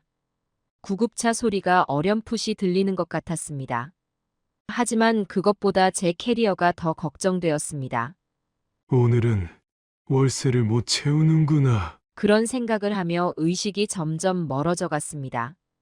구급차 안에서 조금씩 의식이 돌아왔습니다. 하얀 천장과 흔들리는 조명이 보였습니다. 할아버지, 정신이 드세요? 제 목소리가 들리시나요? 젊은 구급대원의 목소리가 들렸습니다. 몸을 일으키려 했지만 구급대원이 저를 말렸습니다. 움직이시면 안 됩니다. 지금 열이 많이 높으세요. 평소 같았으면 병원은 가기 싫다고 했을 텐데 이상하게 그의 목소리에 안심이 되었습니다. 구급대원은 제 손목을 잡고 맥박을 재더니 산소 마스크를 씌워주었습니다. 할아버지, 성함이 어떻게 되세요? 김종수입니다. 김종수 할아버지, 제 이름은 한태식이라고 합니다. 걱정 마세요. 제가 잘 모시고 가겠습니다. 태식 씨는 저를 닮은 구석이 있었습니다. 주름진 제 손을 잡는 모습이 마치 오래전 제가 아버지의 손을 잡았던 것처럼 따뜻했습니다. 할아버지, 평소에도 기침이 심하셨나요? 며칠 전부터요. 혹시 사시는 곳이? 반지하입니다. 제 대답에 태식 씨의 얼굴이 어두워졌습니다. 혹시 가족분들은? 저는 잠시 망설이다 대답했습니다. 없습니다. 그 말에 태식 씨는 제 손을 더 꽉 잡았습니다. 저도 그렇습니다. 태식 씨의 목소리가 조금 떨렸습니다. 어려서부터 고아원에서 자랐거든요. 저는 그의 손을 마주 잡았습니다. 부모님이 교통사고로 돌아가셨을 때가 6살이었대요. 그래서 다른 할아버지들을 보면 더 마음이 쓰입니다. 구급차가 흔들릴 때마다 태식 씨는 제 몸을 잘 받쳐주었습니다. 할아버지, 이따가 병원에 도착하시면 제가 의사 선생님께 잘 말씀드릴게요. 돈이 없는데. 걱정 마세요. 제가 방법을 알아볼게요. 태식 씨의 목소리에는 이상한 힘이 있었습니다. 믿음이 가는 목소리였달까요? 할아버지, 혹시 저한테 사연을 들려주실 수 있으세요? 보통 같았으면 거절했을 텐데 그의 눈빛이 진심으로 보였습니다. 저는 천천히 이야기를 시작했습니다. 아들 때문에 집을 잃게 된 일, 반지하에서 폐지를 주어 생활하게 된 일. 이야기를 하는 동안 태식 씨는 한마디도 하지 않고 끝까지 들어주었습니다. 할아버지 많이 힘드셨겠어요. 태식 씨의 눈가가 붉어졌습니다. 저는 부모님이 계시지 않아 늘 그게 한이었는데. 태식 씨는 말을 잇지 못했습니다. 병원에 도착할 때까지 태식 씨는 제 손을 놓지 않았습니다. 응급실에 들어가기 전 태식 씨가 제게 작은 쪽지를 건넸습니다. 할아버지, 이건 제 연락처입니다. 퇴원하시면 연락 주세요. 제가 가끔 찾아뵙고 싶습니다. 그의 목소리에는 간절함이 묻어 있었습니다. 응급실로 들어가는 순간까지 태식 씨는 제게 손을 흔들어 주었습니다. 쪽지를 보니 깔끔한 글씨체로 이름과 전화번호가 적혀 있었습니다. 이상한 일이었습니다. 낯선 청년이 이렇게까지 마음을 써주다니. 하지만 더 이상한 건 제 마음이었습니다. 오랜만에 따뜻함이 느껴졌거든요. 병원에서 일주일을 지냈습니다. 의사 선생님 말씀으로는 심한 폐렴이었다고 합니다. 할아버님, 반지하에서는 더 이상 살면 안 됩니다. 퇴원하는 날, 태식 씨가 다시 찾아왔습니다. 할아버지, 이제 좀 어떠세요? 많이 좋아졌네. 태식 씨는 퇴근하고 오는지 소방관 근무복 차림이었습니다. 오늘은 특별히 야간 근무를 바꿨어요. 할아버지 모시고 가려고요. 그래도 돼야. 괜찮습니다. 제가 팀장님께 말씀드렸어요. 태식 씨는 제 짐을 챙기며 이것저것 물어보았습니다. 할아버지, 식사는 잘 하셨어요? 병원비는 걱정 마세요. 제가 의료사회복지사 선생님과 상담했거든요. 이제 퇴원하시면 자주 찾아뵙겠습니다. 퇴원 후에도 태식 씨는 약속을 지켰습니다. 이틀에 한 번씩 꼭 제 반지 하방을 찾아왔습니다. 때로는 도시락을 싸와서 같이 먹기도 했고 약을 타다 주기도 했습니다. 원장 선생님이 늘 그러셨어요. 받은 사랑은 꼭 다른 이에게 베풀라고. 어느 날 태식 씨가 자신의 이야기를 들려주었습니다. 6살에 부모님을 잃고 고아원에 들어갔을 때 말도 제대로 못했대요. 원장 선생님이 밤마다 저를 안아주시면서 책도 읽어주시고 글도 가르쳐 주셨죠. 태식 씨의 눈에는 늘 감사함이 가득했습니다. 중학교 때 소방관이 되고 싶다고 했더니 원장 선생님이 매일 새벽 저를 깨워서 운동을 시키셨어요. 덕분에 소방공무원 시험에도 합격할 수 있었죠. 태식 씨는 자신이 받은 사랑을 이제는 다른 이들에게 나누고 싶다고 했습니다. 할아버지 같은 분들을 보면 우리 원장 선생님이 생각나요. 그분도 연세가 많으셨거든요.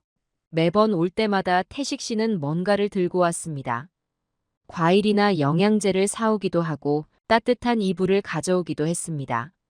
태식아, 이렇게까지 신경 써주지 않아도 된다. 아니에요.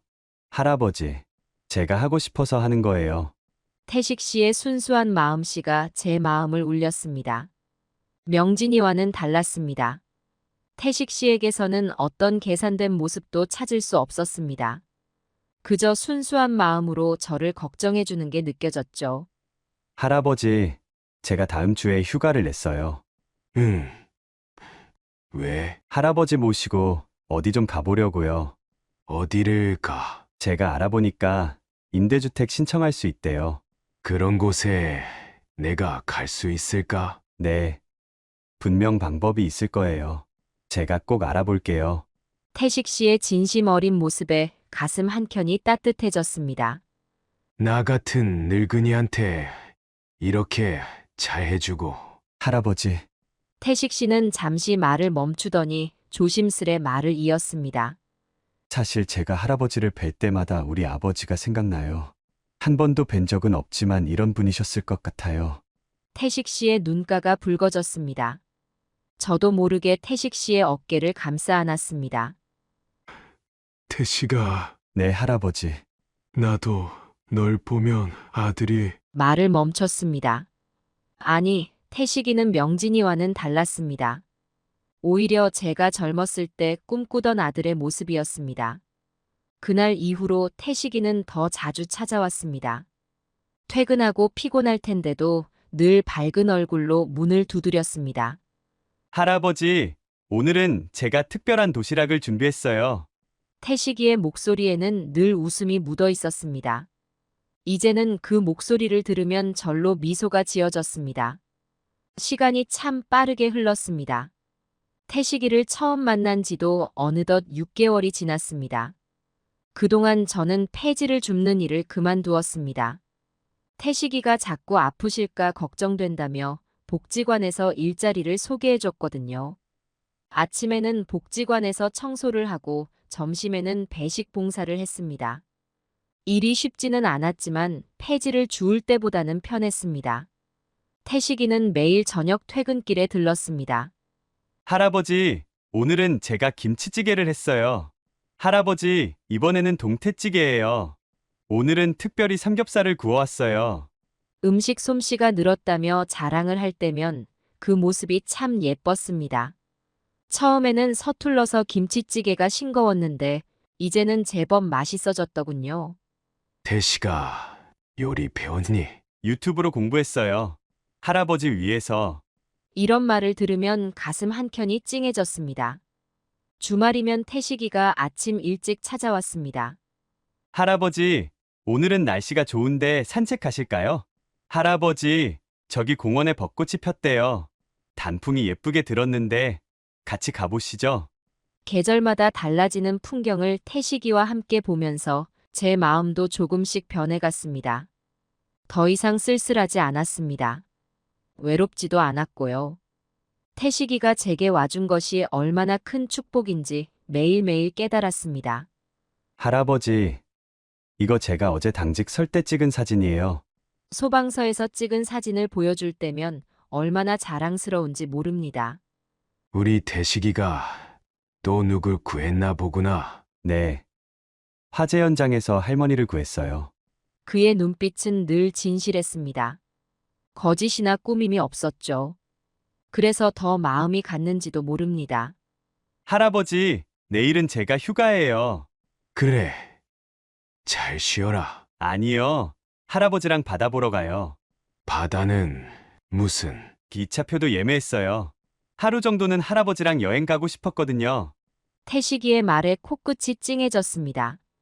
그날 우리는 아침 일찍 기차를 탔습니다. 태식이는 도시락도 싸왔더군요.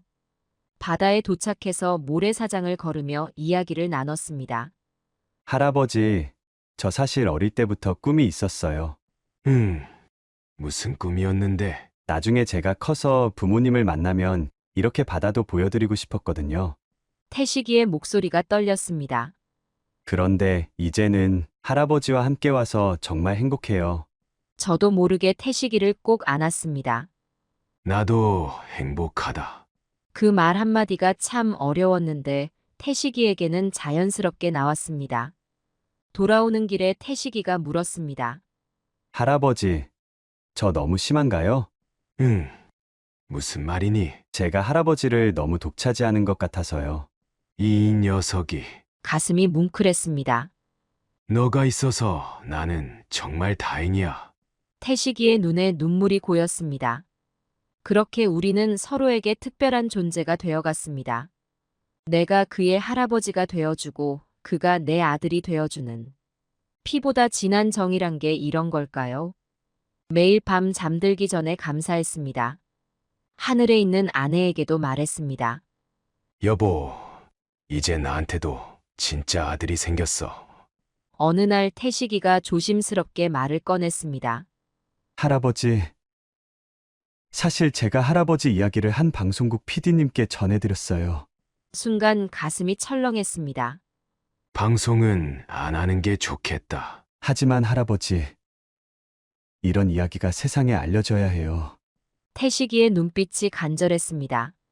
제가 구급대원으로 일하면서 할아버지 같은 분들을 너무 많이 봤어요. 자식들 때문에 모든 걸 잃고 태식이의 목소리가 떨렸습니다. 그런 분들이 도움을 받을 수 있도록 할아버지가 용기를 내주세요. 고개를 절레절레 저었습니다. 나는 그저 조용히 살고 싶구나. 할아버지, 더 이상 아픈 기억을 들추고 싶지 않아. 태식이는 그날 더 이상 말을 하지 않았습니다.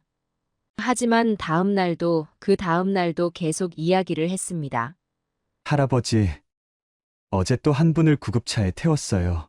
폐지를 줍다가 쓰러지신 할머니셨는데 자식들이 사기를 쳐서 집을 날리셨대요. 태식이는 자신이 겪은 일들을 하나하나 들려주었습니다. 그분들도 할아버지처럼 자식 때문에 모든 걸 잃으셨대요. 하지만 신고도 못하고 도움을 요청할 곳도 없대요. 너무 가슴이 아팠어요. 태식이의 진심이 제 마음을 울렸습니다. PD님이 직접 찾아뵙고 싶다고 하세요. 결국 방송국 PD를 만나기로 했습니다. 중년 남자 PD였는데 제 이야기를 듣자마자 눈물을 보였습니다. 할아버님의 이야기가 꼭 필요합니다. 요즘 뉴스에도 자주 나오잖아요. 자식들이 부모님 재산을 노리고.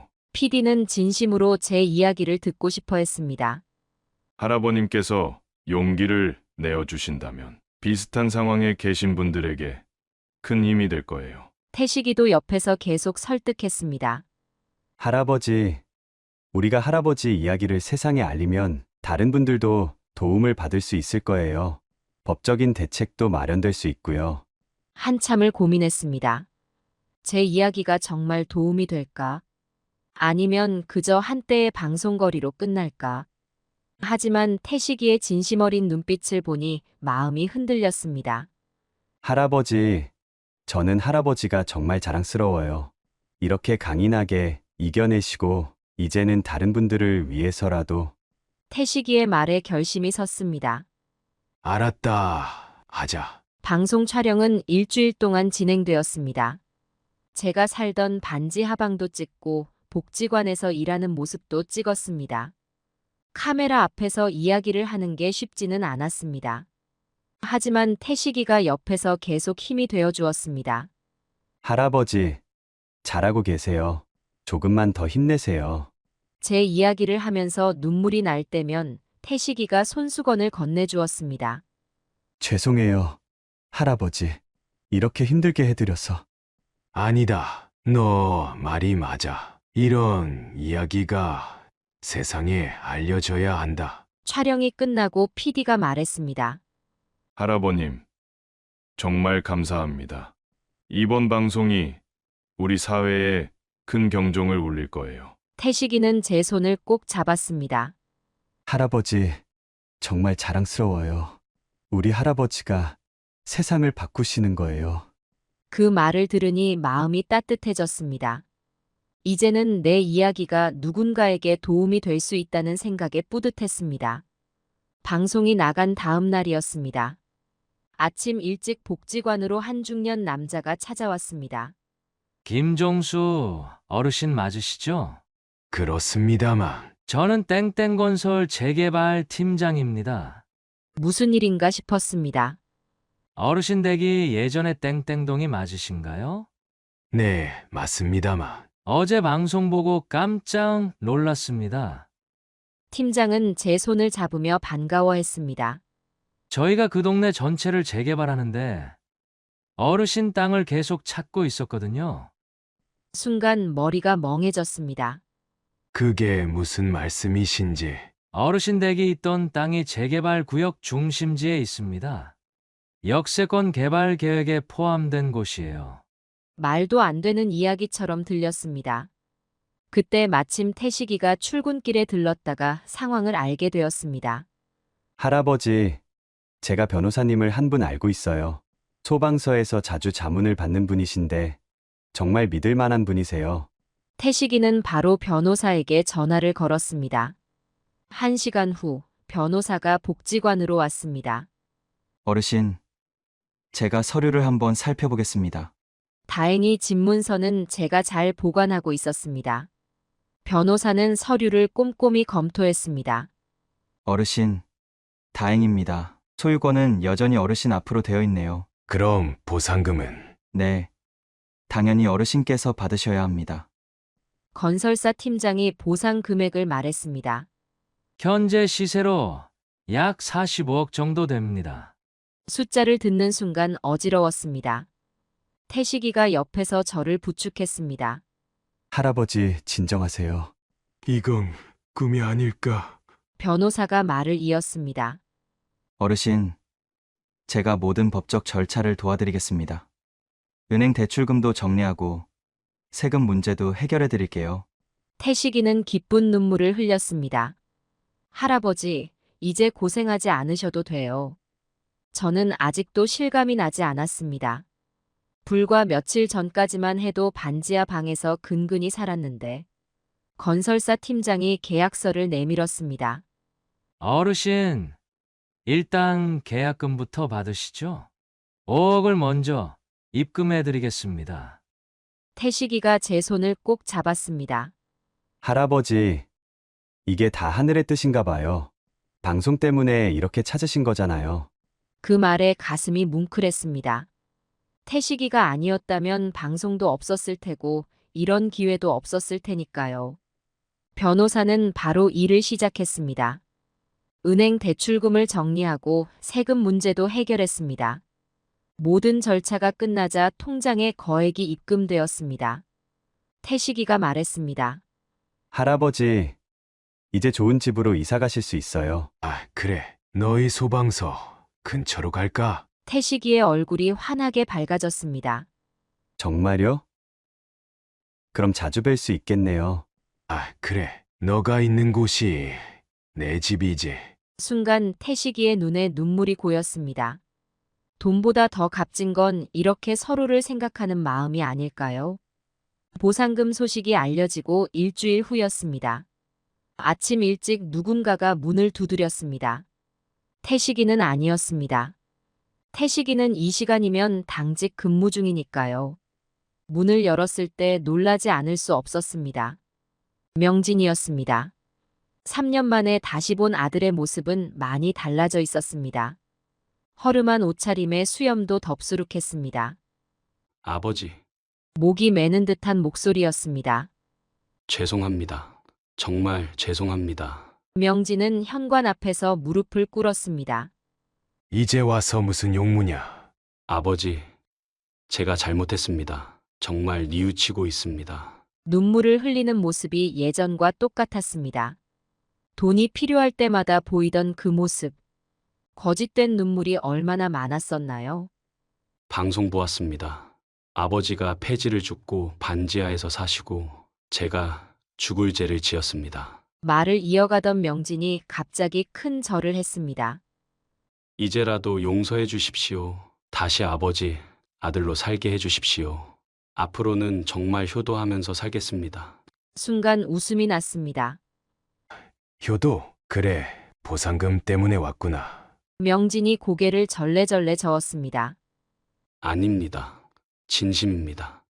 돈 때문이 아니라 말을 끊었습니다. 그만하거라. 아버지, 이제 와서 무슨 아버지야. 제 목소리가 차가워졌습니다. 너가 나를 버릴 때 나도 이미 너를 버렸다. 아버지, 제발. 이제 내 아들은 태식이 하나뿐이다. 단호하게 말했습니다. 태식이라는 아이가 3년 동안 너가 하지 않은 걸 다 해줬어. 내가 아플 때 옆에서 간호해주고, 끼니 걱정할 때 밥을 해주고, 외로울 때 말동무가 되어주고. 명진의 얼굴이 일그러졌습니다. 아버지, 저도 이제는 그만 가거라. 더 이상 볼 일 없다. 문을 닫으려는데 명진이 발을 걸었습니다. 아버지, 저도 이제 정신 차렸습니다. 다시 기회를. 그때였습니다. 계단을 오르는 발소리가 들렸습니다. 할아버지, 저 왔어요. 태식이었습니다. 당직 근무를 마치고 오는 길이었나 봅니다. 태식이와 명진이 마주쳤습니다. 누구? 태식이의 얼굴이 굳어졌습니다. 방송을 봤으니 명진을 알아봤을 터였죠. 할아버지, 제가 있을게요. 태식이가 제 앞을 가로막았습니다. 당신이 태식이란 사람입니까? 명진이 태식이를 노려보았습니다. 네, 제가 태식입니다. 당신은 이제 이만 가시죠. 태식이의 목소리는 차분했지만 단호했습니다. 뭔데? 넌 뭔데? 명진이 소리를 질렀습니다. 내가 진짜 아들이야. 넌 그냥. 진짜 아들이었다면 태식이가 말을 이었습니다. 할아버지를 이렇게 고생시키지 않았겠죠. 할아버지가 폐지를 줍게 하지도 않았을 거고 반지하에서 병들게 하지도 않았을 겁니다. 명진의 얼굴이 새빨개졌습니다. 이제 그만 가세요. 더 이상 할아버지를 힘들게 하지 마세요. 태식이는 끝까지 예의 바르게 말했습니다. 하지만 그 말 한마디 한마디가 명진의 가슴에 비수가 되어 꽂혔을 겁니다. 나는 명진은 더 이상 아무 말도 하지 못했습니다. 비틀거리며 계단을 내려갔습니다. 그날 이후로 명진은 다시 찾아오지 않았습니다. 제 단호한 태도와 태식이의 존재가 그의 마지막 희망마저 앗아갔나 봅니다. 태식이가 제 손을 잡았습니다. 할아버지 괜찮으세요? 이제 정말 괜찮다. 태식이의 손을 마주 잡았습니다. 이제 정말로 새로운 삶을 시작할 수 있을 것 같았습니다. 진정한 아들과 함께 명진이가 다녀간 후 며칠 동안 깊은 생각에 잠겼습니다. 태식이를 처음 만난 날부터 지금까지의 시간이 주마등처럼 스쳐 지나갔습니다. 구급차에서 내 손을 잡아주던 따뜻한 손길, 매일 퇴근 후에 들고 오던 도시락, 아플 때면 밤새 간호해주던 모습, 그리고 무엇보다 그 진심 어린 눈빛. 이제는 정말 결정해야 할 때인가 보다. 태식이를 불렀습니다. 태식아, 네. 할아버지, 너에게 하고 싶은 말이 있구나. 태식이는 언제나처럼 진지하게 제 말을 기다렸습니다. 내가 늙어서 이런 말 하기가 쑥스럽지만 말을 고르느라 잠시 망설였습니다. 너가 내 아들이 되어주면 어떻겠니? 순간 태식이의 눈이 커졌습니다. 할아버지, 법적으로 입양하고 싶구나. 내 호적에 올리고. 말을 잇지 못하고 태식이가 펑펑 울기 시작했습니다. 할아버지 정말로. 태식이는 말을 제대로 잇지 못했습니다. 어린아이처럼 엉엉 울면서 제 품에 안겼습니다. 그동안 꿈만 같았어요. 할아버지를 만나서 이렇게 가까워지게 되고, 이제는 정말 진짜 아버지를 얻게 되다니. 저도 눈물이 났습니다. 나도 너가 있어서 행복하다. 우리는 한참을 껴안고 울었습니다. 다음 날 바로 입양 절차를 시작했습니다. 변호사를 통해 서류를 준비하고 법원에 신청서를 제출했습니다. 태식이의 호적을 제 호적으로 옮기는 과정이 시작되었습니다. 법원 심사가 있던 날, 태식이는 소방서 근무복을 깔끔하게 입고 왔습니다. 우리 태식이 멋지네. 네. 우리 아버지 앞에서 당당하게 서고 싶어서요. 아버지라는 말에 가슴이 울컥했습니다. 심사는 순조롭게 진행되었습니다. 판사님도 우리의 사연을 듣고 감동하셨는지 빠른 결정을 내려주셨습니다. 드디어 입양이 확정되었습니다. 이제 태식이의 호적엔 부 김종수라고 적혀 있습니다. 태식이는 매일 밤 자기 호적 등본을 꺼내보며 미소 짓곤 했습니다. 아직도 꿈만 같아요. 아버지. 아들이란 말보다 더 좋은 건 이제 제가 아버지가 되었다는 것이었습니다. 그 즈음 태식이의 소방서 근처에 좋은 집이 나왔습니다. 아파트 15층, 남향에 햇볕이 잘 드는 곳이었습니다. 아버지, 여기 너무 비싸요. 돈은 충분하잖니? 그래도 내 아들 가까이에 살고 싶구나. 태식이의 눈시울이 붉어졌습니다. 이사하는 날, 태식이의 동료들이 모두 나와 도와주었습니다. 축하드립니다. 태식이 형이 효자 소리 듣겠네요. 모두들 진심으로 축하해주는 게 느껴졌습니다. 새 집은 따뜻했습니다. 더 이상 곰팡이 냄새도 없고 비가 새지도 않았습니다. 창밖으로 소방서가 보였습니다. 태식이가 출동하는 모습도 볼 수 있었죠. 아버지, 제가 출동할 때마다 손 흔들어 주세요. 그래, 꼭 그렇게 할게. 매일 아침 태식이는 출근하기 전에 들렀다 갔습니다. 아버지, 아침 식사하셨어요? 퇴근할 때도 어김없이 찾아왔고요. 아버지, 오늘은 제가 참치찌개를 끓여왔어요. 이제는 제가 식사를 차려주겠다고 했지만 태식이가 허락하지 않았습니다. 제가 효도하게 해주세요. 그 말을 들을 때마다 가슴이 뭉클했습니다. 이제 우리는 진정한 가족이 되었습니다. 피보다 진한 정으로 맺어진 부자. 서로를 위하는 마음만으로 충분했습니다. 어느 날 태식이와 함께 그가 자랐던 고아원을 찾았습니다. 아버지, 여기서 제가 20년을 살았어요. 건물은 낡았지만 깨끗했습니다. 아이들의 웃음소리가 담장을 넘어들렸습니다. 원장 선생님이 지금도 이곳을 지키고 계세요. 태식이의 목소리에 존경심이 묻어났습니다. 원장 선생님도 이른이 훌쩍 넘은 분이었습니다. 태식이가 이제는 아버지를 모시고 왔구나. 원장 선생님의 눈시울이 붉어졌습니다. 원장실을 둘러보니 태식이의 어린 시절 사진이 걸려 있었습니다. 이게 태식이가 처음 소방관 시험에 합격했을 때 사진이에요. 사진 속 태식이는 환하게 웃고 있었습니다. 선생님, 제가 이곳을 후원하고 싶습니다. 네. 원장 선생님이 놀라서 자리에서 일어났습니다. 우리 태식이를 이렇게 훌륭하게 키워주셔서 감사합니다. 아이고, 이렇게까지지. 이 돈으로 아이들을 위해 써주세요. 그날 돌아오는 길에 태식이가 말했습니다. 아버지, 제가 평생 갚아도 될까요? 무슨 소리니? 이렇게 큰 사랑을 받다니. 이게 다 너가 있어서란다. 다음으로 찾은 곳은 복지관이었습니다. 그동안 저를 도와주신 분들이 계신 곳이죠. 어르신, 요즘은 찾아뵙기 힘드네요. 복지관 사회복지사가 반갑게 맞아주었습니다. 선생님, 제가 제안 드릴 게 있습니다.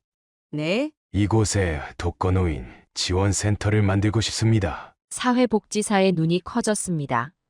저처럼 자식에게 버림받은 노인분들을 위한 곳이요. 쉼터도 되고 법률 상담도 해주고. 태식이가 옆에서 거들었습니다. 아버지께서 10억을 기부하시겠답니다. 사회복지사는 한동안 말을 잇지 못했습니다. 어르신, 제가 여기서 많은 도움을 받았지 않습니까? 이제는 제가 도울 차례입니다. 그렇게 독거노인 지원센터 설립이 시작되었습니다. 3층짜리 건물을 매입해서 리모델링했습니다. 1층은 무료급식소와 쉼터로, 2층은 법률상담실과 의료지원센터로, 3층은 문화교실과 운동시설로 꾸몄습니다. 개소식 날 많은 분들이 찾아주셨습니다. 복지관에서 만났던 할아버지들도 오셨고 동네 어르신들도 오셨습니다. 종수 씨, 대단하네. 이런 좋은 일을 하다니. 태식이는 소방서 동료들과 함께 자원봉사를 자처했습니다. 우리도 힘을 보태고 싶습니다. 센터는 빠르게 자리를 잡았습니다. 매일 100명이 넘는 어르신들이 찾아오셨습니다.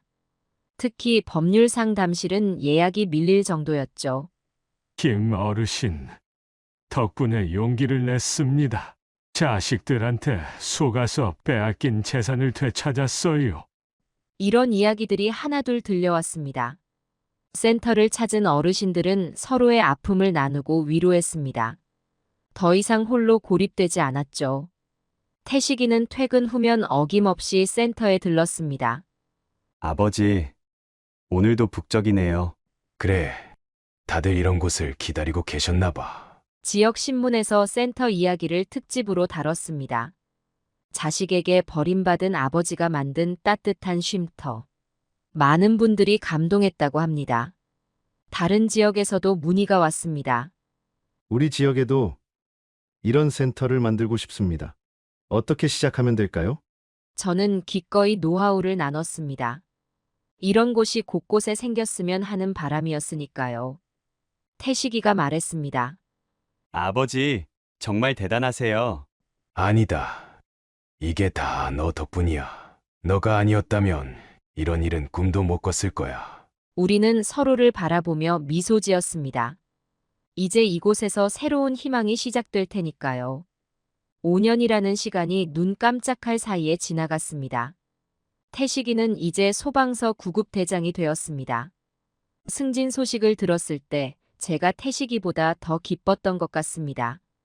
아버지, 이제 제가 더 많은 사람들을 도울 수 있게 됐어요. 태식이의 얼굴에는 늘 사명감이 가득했습니다. 구급대장이 된 후에도 현장 출동을 자청했다고 합니다. 책상에만 앉아 있을 순 없잖아요. 그런 태식이가 자랑스러웠습니다. 주말이면 우리는 함께 독거노인 지원센터로 향했습니다. 아버지, 오늘은 새로운 어르신이 3분이나 오셨대요. 센터는 이제 이 지역의 명소가 되었습니다. 하루 평균 150명의 어르신들이 찾아오셨고 법률 상담은 한 달 전부터 예약해야 했습니다. 김종수 어르신 덕분에 살았어요. 이런 곳이 있어서 얼마나 다행인지 몰라요. 어르신들의 말씀을 들을 때마다 가슴이 뭉클했습니다. 태식이는 휴일이면 어김없이 센터에서 봉사활동을 했습니다. 소방서 동료들도 함께 와서 도와주었죠. 태식이 형 아버님이 이런 곳을 만드셨다니 정말 대단하세요. 우리도 작은 힘이나마 보태고 싶습니다. 봉사하는 시간이 늘어날수록 태식이의 얼굴에는 웃음이 깊어졌습니다. 아버지, 제가 이렇게 행복해도 될까요? 다른 분들을 도울 때마다 제 마음도 따뜻해져요. 태식이의 순수한 마음은 5년이 지나도 변함이 없었습니다. 센터에서는 매주 토요일마다 문화 공연이 열렸습니다. 어르신들이 직접 무대에 올라 노래도 부르고 춤도 추셨죠. 김종수 어르신, 저도 이제 삶의 즐거움을 찾았어요. 혼자 있다 보면 우울했는데 이제는 친구들도 생기고. 이런 말씀을 들을 때마다 보람을 느꼈습니다. 3층 운동시설은 항상 활기가 넘쳤습니다. 태식이가 소방서 체육 트레이너를 초빙해 프로그램을 만들었거든요. 어르신들 건강이 눈에 띄게 좋아지고 있어요. 트레이너의 말에 태식이는 활짝 웃었습니다. 법률 상담실에서는 승소 소식이 자주 들려왔습니다. 자식들에게 빼앗긴 재산을 되찾은 어르신들이 늘어났습니다. 이제는 당당하게 살 수 있게 됐어요. 더 이상 속상해하지 않아도 되겠어요. 그런 소식을 들을 때면 태식이는 제 손을 꼭 잡았습니다. 아버지, 우리가 정말 좋은 일을 하고 있는 거죠? 그래, 너가 있어서 가능한 일이었단다. 매달 마지막 주 일요일에는 가족 모임을 했습니다. 센터를 찾는 어르신들과 봉사자들이 한자리에 모여 식사를 하는 날이었죠. 우리도 이제 가족이에요. 외롭지 않아요. 그런 말씀을 들을 때면 가슴이 뭉클했습니다. 태식이는 늘 어르신들 한 분 한 분의 얼굴을 기억했습니다. 김 할머니는 오늘 안 오셨네요. 어제 허리가 아프다고 하셨는데 제가 퇴근하고 들러보겠습니다. 그런 태식이를 보며 어르신들은 입을 모아 말씀하셨습니다. 우리 태식이가 효자냐? 정수 씨는 복 받으셨어요. 맞습니다. 제가 받은 가장 큰 복은 바로 태식이었습니다. 돈도 명예도 아닌 진정한 아들을 얻은 것이 제 인생 최고의 행복이었습니다. 아버지, 오늘도 건강하시죠? 그래, 너 덕분에. 우리는 서로를 바라보며 행복하게 웃었습니다. 이제 더 이상 쓸쓸한 노후는 없었습니다. 진정한 가족의 품에서 그리고 많은 어르신들과 함께 따뜻한 날들이 계속되었습니다.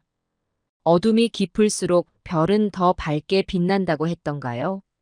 제 인생도 그랬습니다. 가장 어두웠던 그 순간 한 줄기 빛이 찾아왔습니다.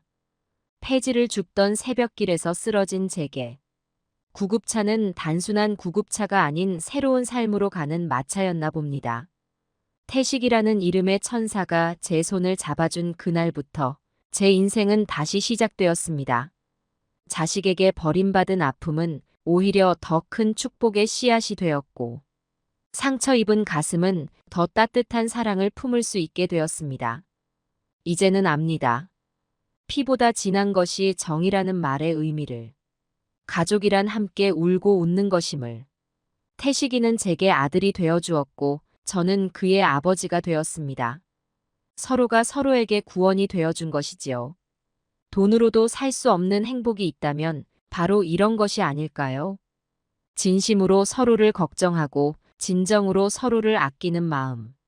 반지하 단칸방에서도 행복은 찾아올 수 있다는 것을. 폐지를 줍는 손에도 따뜻한 온기가 남아있다는 것을. 이제는 많은 어르신들과 함께합니다. 그들의 웃음소리가 들릴 때면 제 가슴도 따뜻해집니다. 센터를 찾는 발걸음이 늘어날수록 세상은 조금씩 더 밝아지는 것 같습니다. 외로움을 나누면 반이 되고 사랑을 나누면 2배가 된다는 걸 배웠습니다. 태식이가 늘 말합니다. 아버지는 기적을 만드는 분이에요. 하지만 진짜 기적은 따로 있습니다. 바로 태식이를 만난 것. 그것이 제 인생 최고의 기적입니다. 이제는 더 이상 두렵지 않습니다. 내일이 어떻게 될지 걱정하지 않습니다. 태식이와 함께라면 모든 날이 빛나는 선물이니까요. 돌이켜보면 모든 것이 감사합니다. 그 고통의 시간들도 쓸쓸했던 밤들도 전부 다 의미가 있었네요. 그 시간이 있었기에 지금의 행복이 더욱 소중하고 그 아픔이 있었기에 지금의 기쁨이 더욱 깊어졌으니까요. 이제 저는 말할 수 있습니다. 인생은 결코 끝나지 않는다고. 새로운 시작은 언제나 우리를 기다리고 있다고. 봄이 오면 꽃이 피듯 우리의 인생도 때가 되면 피어나는 것. 중요한 건 그때를 기다리는 힘이겠지요. 저는 오늘도 감사합니다. 태식이라는 아들을 주셔서, 새로운 삶을 허락해 주셔서, 많은 어르신들과 함께할 수 있어서, 이제 저의 노년은 외롭지 않은 겨울이 되었습니다. 차가운 바람 속에서도 마음만은 늘 봄날입니다. 사랑하는 이들과 함께하는 따뜻한 저녁 식탁에서 저는 매일매일 행복을 새롭게 배웁니다. 인생은 참 신비롭습니다. 끝이라고 생각했던 곳에서 새로운 시작이 기다리고 있었으니까요. 이제 저는 알았습니다. 진정한 행복은 서로를 보듬어주는 따뜻한 마음에서 시작된다는 것을.